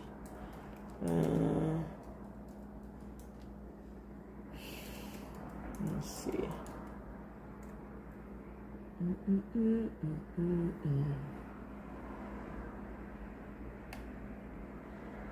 He gave a recent interview. I don't know if it was on Arise News or Channels. Can somebody tell me? Because I saw it not too long ago. Arise, okay, fantastic. Hey, Kene, welcome. Oh, how you there now? Our body. I want to hear what the guy talk.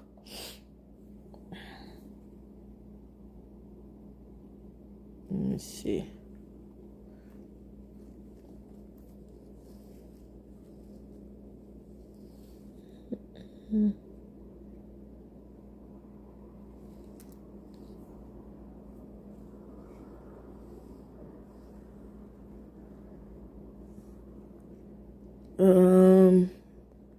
Let me see. Did he give it today? There it is. Did you see my skin at the 2025 Oscars? We are not interested in. That's so loud na they lie. We're not interested. For what they're thinking of this political party is towards the emergency. I'm telling you, Kenya is everywhere. Congress. But look, thank you. By this political party, I mean the APC, welcome in peace. Progressive Congress. And the coalition has the aim of unseating President Bola Ahmed Tinubu in 2027. And we have had as our guest the ADC, former ADC chairman, Chief Ras Oke-Nwosu, who has had a lot to say. But now we have from Asaba, Delta State, joining us, Felix Moka. Felix Moka is the National Publicity Secretary of the All Progressives Congress. And I want to believe that they listen to Chief Ras Oke-Nwosu. Mr. Felix Moka, thank you very much for joining us. Well, the coalition, they say the ADC is a dead party. And that is not a party that has not done anything. And Raf Nwosu says, well, he's committed to Nigeria. That's why he yielded a platform for this your party that is not meeting Nigeria's expectations to be pushed aside. And there is a project that the alliance the coalition is committed to. What do you have to say to Nigerians? Because he says it looks like you people are really under pressure, big pressure, and it looks like you people are jittery in the APC, very jittery. Mr. Moka, can you hear me? Thank you very much, Doctor. I can hear you. Can you hear me? Yes, clearly. Thank you very much, Doctor, for having me today. No, the All Progressives Congress, APC, is not jittery, has no reason to be jittery at all. We're not jittery because the President of the Federal Republic of Nigeria, who is the leader of our party, is doing exactly what Nigerians elected him to do. He is standing tall and standing strong for Nigeria. He's voting with all fingers of his hands for the progress and prosperity of Nigerians.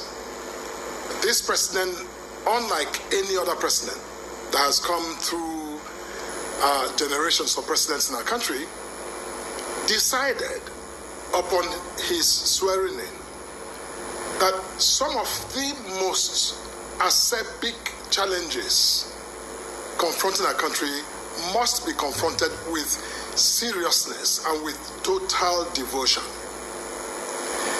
He summoned the political will, which no other president has done before him, to confront those challenges. And today, 2 years on, we have a whole lot to say about the outcomes, at least preliminary outcomes, of this bold, determined effort of this president. Now, I just listened to a part. I didn't hear all of the interview with Mr. Ralph Nwosu. And it's really pitiful because, even though the so-called ADC, the choice of the platform ADC was made just a few days ago, Dr. Ruben Abati, you will recall that this judgment by these characters who have now constituted themselves to the ADC began very early on in the life of this administration to vilify this government and in fact issue a report card that this government has not in fact met the expectations of Nigerians. Even in the first few days of this administration, individually, they all came to that conclusion. So look, this is a predetermined judgment. It is not a judgment that follows an examination where you have an assessment over a constitutional term of 4 years to say whether or not the president has succeeded. Even now, today, we're just barely, over the 2-year mark for this government. And some of these individuals have already decided for themselves, by themselves, and in their own interests, that this president has in fact not met the expectations of Nigerians. That is all dubious and is bogus. Bogus in the extreme. Now, let me just say this. Hello, my name is Adam Ferrari, the Chief Executive Officer of Phoenix Energy.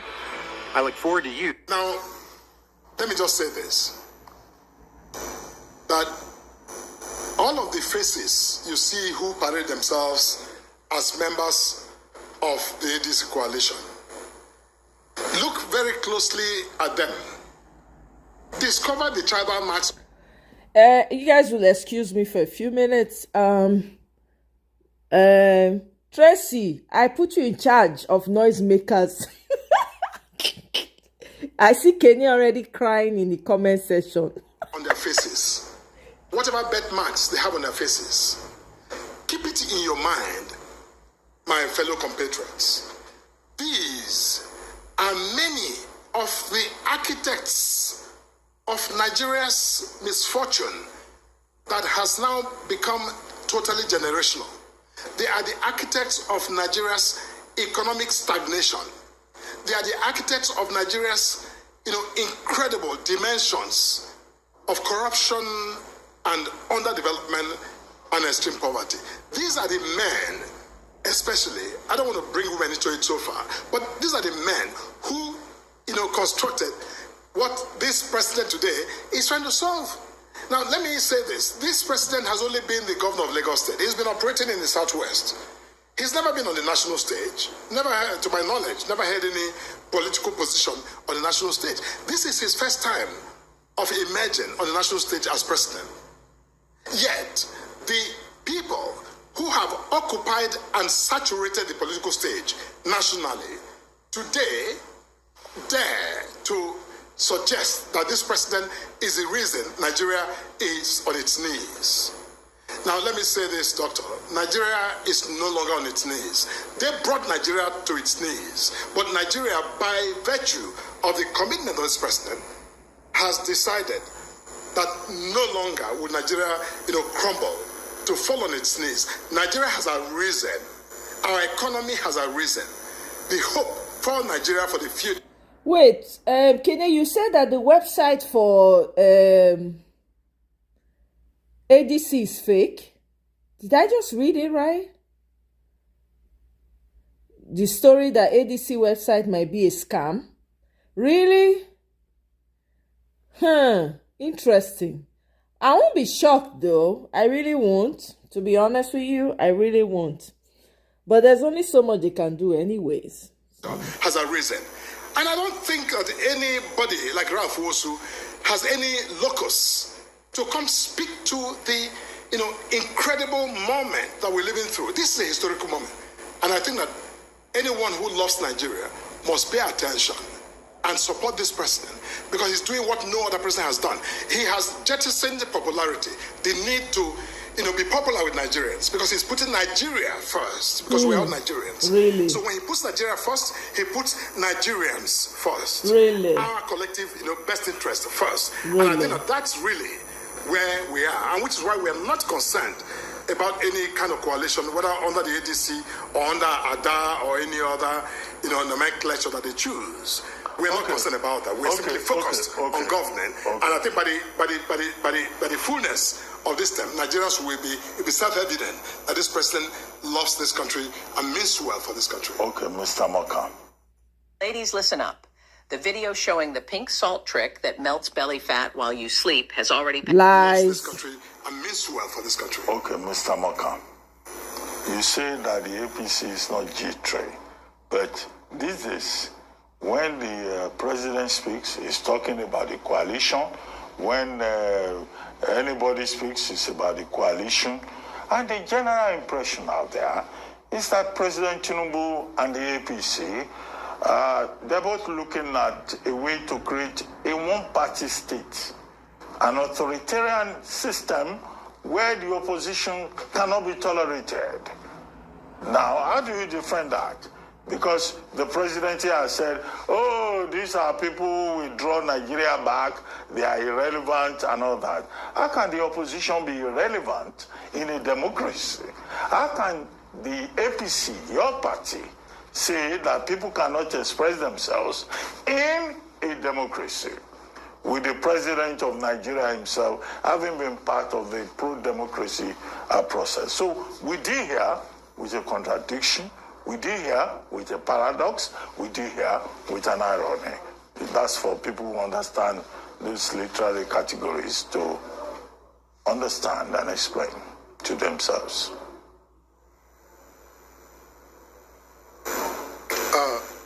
Doctor, my dear doctor, now, all of that you have said about those who have decided by themselves that this country is headed in the direction of a one-party state. It is simply the epitome of mischief. They simply be mischievous. They don't really believe that. They say that because they want to justify the position that they have taken. They've taken that position because they are members of the opposition, coalition. They're trying to, I think, sweet talk and talk their way to justifying what is otherwise the nuisance of this whole energy that they're trying to put in the coalition. Nigeria is not, has never been under this dispensation anywhere near the junction to a one-party state, let alone embark on the journey to a one-party state. Of How is course. that? You know, go Now, see let me just say this. Just yesterday, we, the party in the south region of Nigeria, were in Edo State in Benin to, at a summit to have a conversation about our party. And we celebrated the fact that, out of 6 states, we now have 4 governors who are members of our party. We're very excited about that. Okay. Now, if you listen closely to members of the ADC, I've listened to some of their speakers who have said that they have members of the PDP governors who are on their way to the ADC.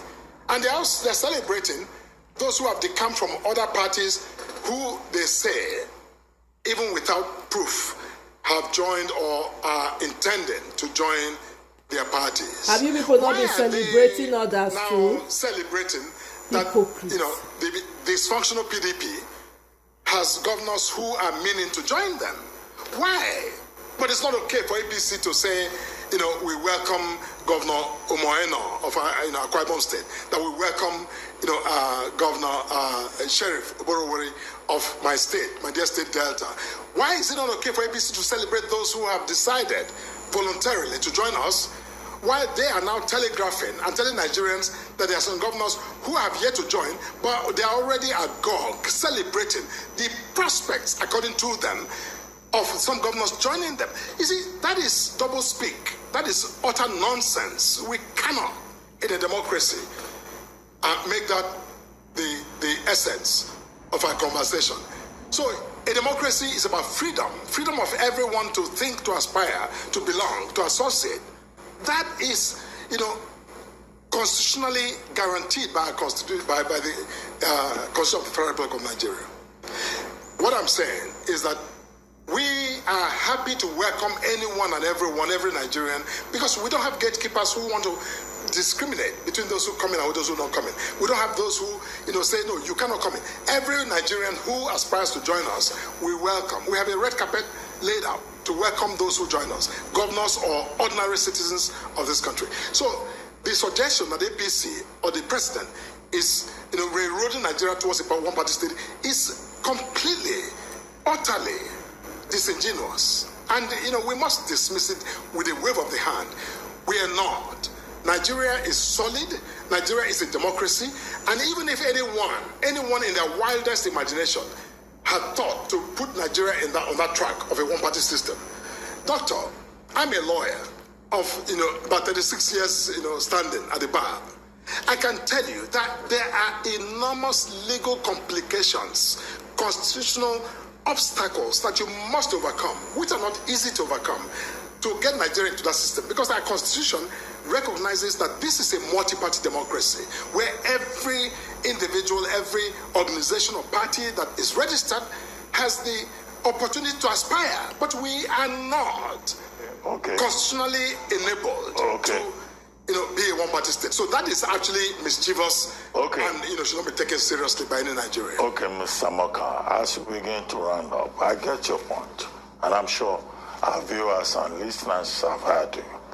Now, this meeting that took place yesterday in, I think, Benin City, Edo State, and now you are in Asaba for another meeting. I don't know how you cope going from one meeting to the other. But we were told that, some governors, 4 of them, or is it 7 of them, have been promised re-election. This black gunk is why your neuropathy won't go away. Okay, this might look gross, but trust me, you need to see this. Them have been promised re-election by the APC. Now, how did you guys arrive at that decision? You just sit down together and you say you'll be re-elected. Where does that leave the people in those states who are the ones to make the decision? This is what Nigerians are complaining about. That the ADC, whether it's caucus, or the APC, whether it's caucus, or it's NEC, or it's whatever caucus, they will just say we have taken this decision. Where where are the people who are the ones to make this decision?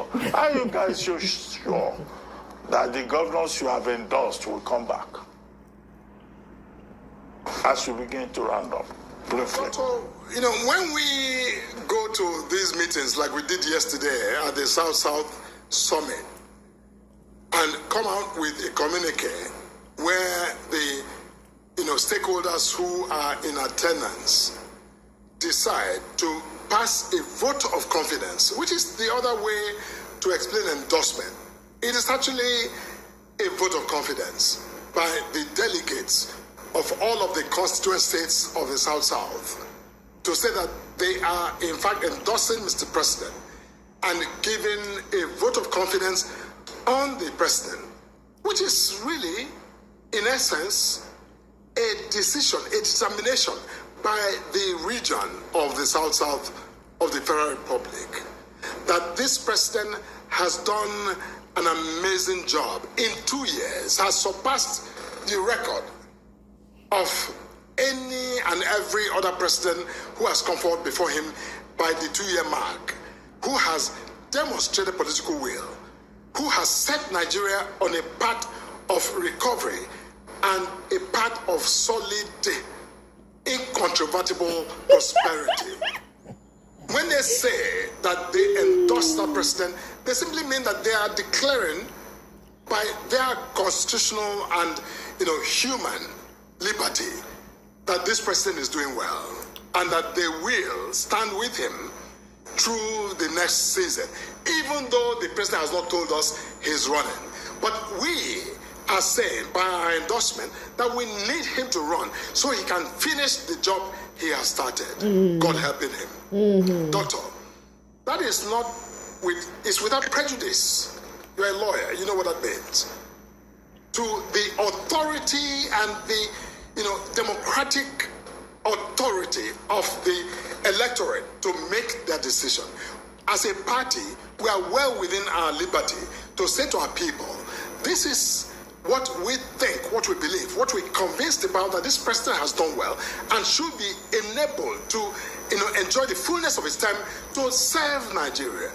I do not think that that's really a usurpation of the electoral sovereignty of our people.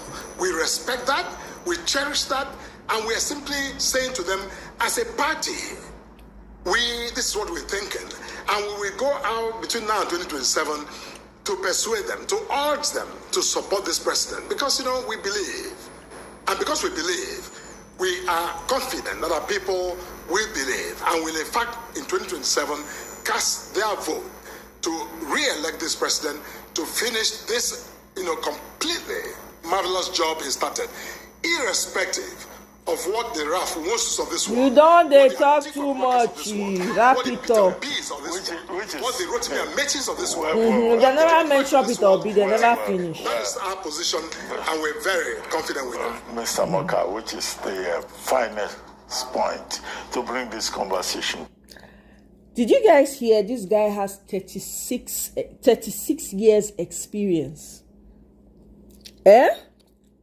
As an attorney, as a lawyer in Nigeria, legal profession.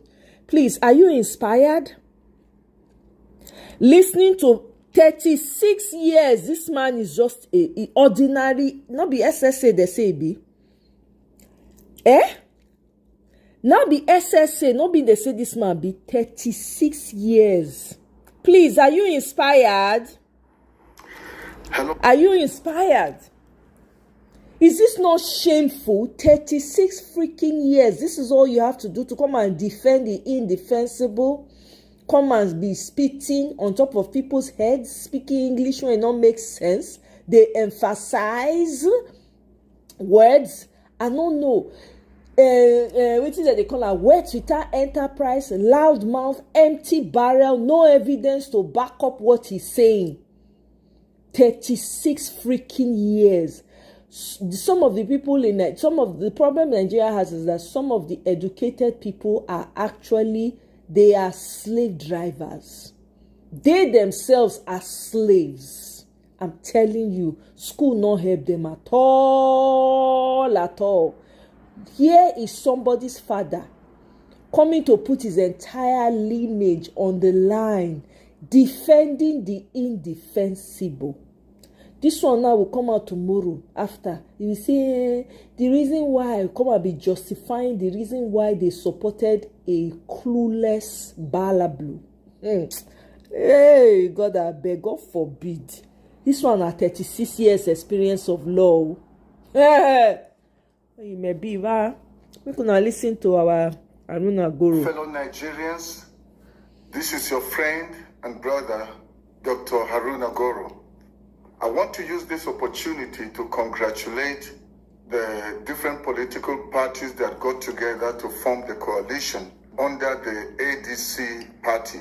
This is a welcome development. Come 2027, Nigeria will be redefined as a nation with potential, as a nation that carries greatness, that I believe will be a nation to reckon with in the League of Nations, especially in Africa. Many Nigerians are not very sure whether this coalition is the way to go, given our history and the way people will come together most of the time, not because they have the interest of the people, but they are actually fighting for their own personal interest. It's always good to give people a chance. It doesn't matter what has happened in the past. We must be optimistic and believe that this time around, people truly mean well for Nigeria. I have a few advices I want to give to those that are part of the coalition. Knowing that you come from different political parties and you represent different interests, the only thing that can make this thing work is when you unite with a common vision that is not driven by personal ambition, but you have the interest of Nigerians at heart. If the opposite is the case, this is a coalition that is dead on arrival. I have an advice to give to the coalition under the ADC. I don't have any personal interest by doing this broadcast other than the desire to see a Nigeria that works. A Nigeria, whether you are from the north, south, east, or west, whether you are a Christian or Muslim, whether you are a man or woman, young or old, that everybody will be proud to call Nigeria his or her own country. We have what it takes to be the pride of Africa. But to be able to do that, all of us must be prepared to lay aside personal interest and start advocating and standing for national interest. Now you have formed a coalition under ADC. The question that so many people are asking is who is going to be your flag bearer come 2027 election? I don't want to preempt this, but my advice to the coalition is that you must be smart. You've done part of the job, but going forward, if you don't do the right thing as it has to do with the choice of who your presidential candidate will be, you may be shooting yourself in the foot and it will be game over for you. So if you want to bring an end to this evil regime, then you need to lay aside everything that has to do with personal interests or agendas. I would want to advise the coalition to consider a few points in choosing who should be their presidential candidate in the 2027 election. We've had presidents from the north. We've had presidents from the southwest. We also had Jonathan from the south-south, and he did one term. But there is a particular region that has been left out, whether knowingly or unknowingly, and that is the southeast. We've not had a representation in the presidency from the southeast. If we are serious with keeping Nigeria one, we cannot completely cut off one region from the presidency anytime we talk about the shifting of power. I believe this is the time we need to prove that we really want to remain one nation. Many of you may be wondering why all this agitation about Biafra. What else do you expect from people? Since we've not shown that we trust them to handle Aso Rock, to lead or govern this nation, since we have not shown any proof that we truly believe in them and we know that they are part of us and we are all Nigerians. We have not proved it, we have not showed it by our action. A lot of times people will say, we can't vote somebody from the Southeast because of the Civil War. But the Civil War ended so many years ago. We all have come together as one united nation. So it is time for us to give a chance to somebody from the Southeast. And I'll narrow it down to the kind of person I kind of feel will fit being a president that will shift Nigeria forward. Number one, why do I feel we need to give a chance to the Southeast? Not just to the South general, but somebody from the Southeast. Number one, national equity and inclusion. The Southeast is the only major region in Nigeria that has never produced a president in the Fourth Republic since 1999. Supporting a credible Southeastern candidate would send a powerful message of inclusiveness, justice, and healing, especially after decades of perceived marginalization. A united Nigeria cannot thrive on exclusion. It is time to give every region a fair stake in leadership. Why should we give somebody a chance from the Southeast? Strengthening national unity. Doing that will strengthen our national unity. Nigeria's unity is under growing strain.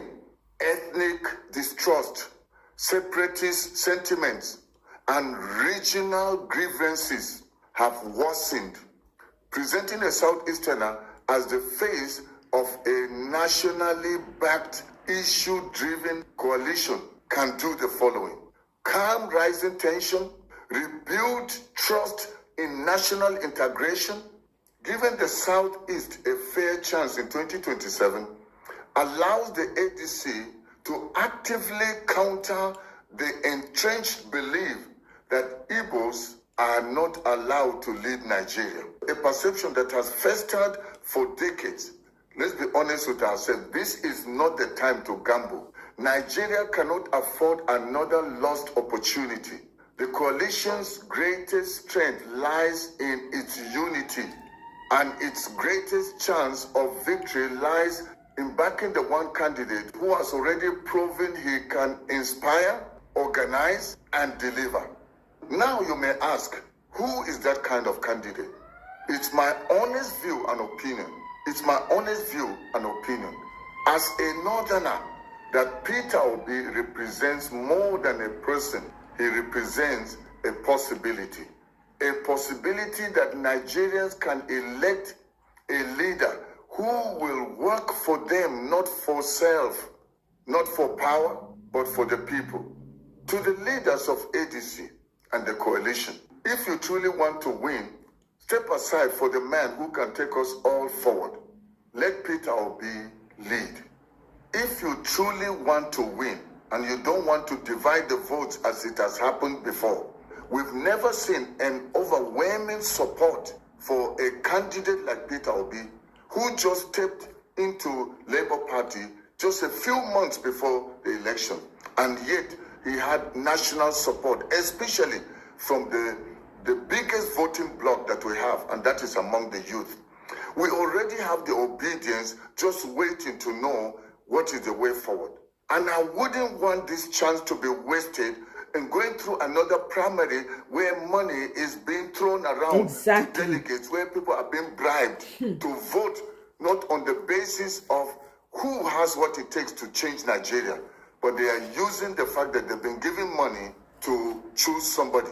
So it's my advice that Peter Obi already has what it takes for Nigerians to come out. Even if the election were to be today, I can tell you Peter Obi will win the election, win against Tinubu landslide. But we must be smart and not allow the votes be divided.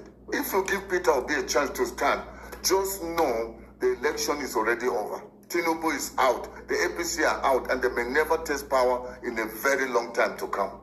Whether you're Christian, you're Muslim, whether you're from the north or south, whether you're Fulani, Hausa, you are Ibirom, you are whatever language, Peter Obi is thinking about how to make Nigeria work. So we should give him a chance. And since Peter Obi has joined the coalition, and we truly want to see a change, I would say, Atiku, step aside. I would say, El Rufai, you're already doing a good thing by supporting Peter Obi. You said you don't have an ambition of becoming president. All you want to see is that you want to repair what you caused by bringing Tinubu to us. I saw how you supported Tinubu. So please, we cannot go from frying pan to fire. Exactly. You people know from your heart of heart. Let's not allow other sentiments to blur our judgment. Even if there's going to be a contest of those that aspire to be flag bearers, at least it should be done transparent. No money should be put into it. Nobody should give anybody any money. And there should be no delegates. It should be an open contest where the masses are allowed to have their say. I believe that the leadership of the coalition will do the right thing. Nigeria is bleeding. People are suffering. People are dying. To change this nation, everyone must be prepared to lay aside their personal interest and fight to see the birth of a new Nigeria. Thank you, everyone. Thank you for listening. I still believe that a new Nigeria is possible. May God bless you all, and may God bless our nation, Nigeria. Once again. All right, guys, that's it from me to you today. I don't try. So, when we keep our eyes down, when we dey watch, these people must not run away with all the work we have done. It won't go in vain. But anyway, guys, thank you so much all for joining me. I appreciate you all. This has been wonderful. We'll talk more about it in the upcoming week. I'm sure about that. Thank you to all my super chatters. Thank you so much. I really appreciate it. Thank you for the tithes and the offering. I hope you have a wonderful rest of the day. Dee, thank you. Nelly, thank you. Tracy, Kenan, Michael, Guy Walele, Mr. Oscar, AB. If I not mention your name, I bet not vessel. I know if you school all the way. Madam Luke, of course. Thank you so much, guys. I'll see you on my next one. Enjoy the rest of your day. Bye. And have a wonderful week ahead. Bye.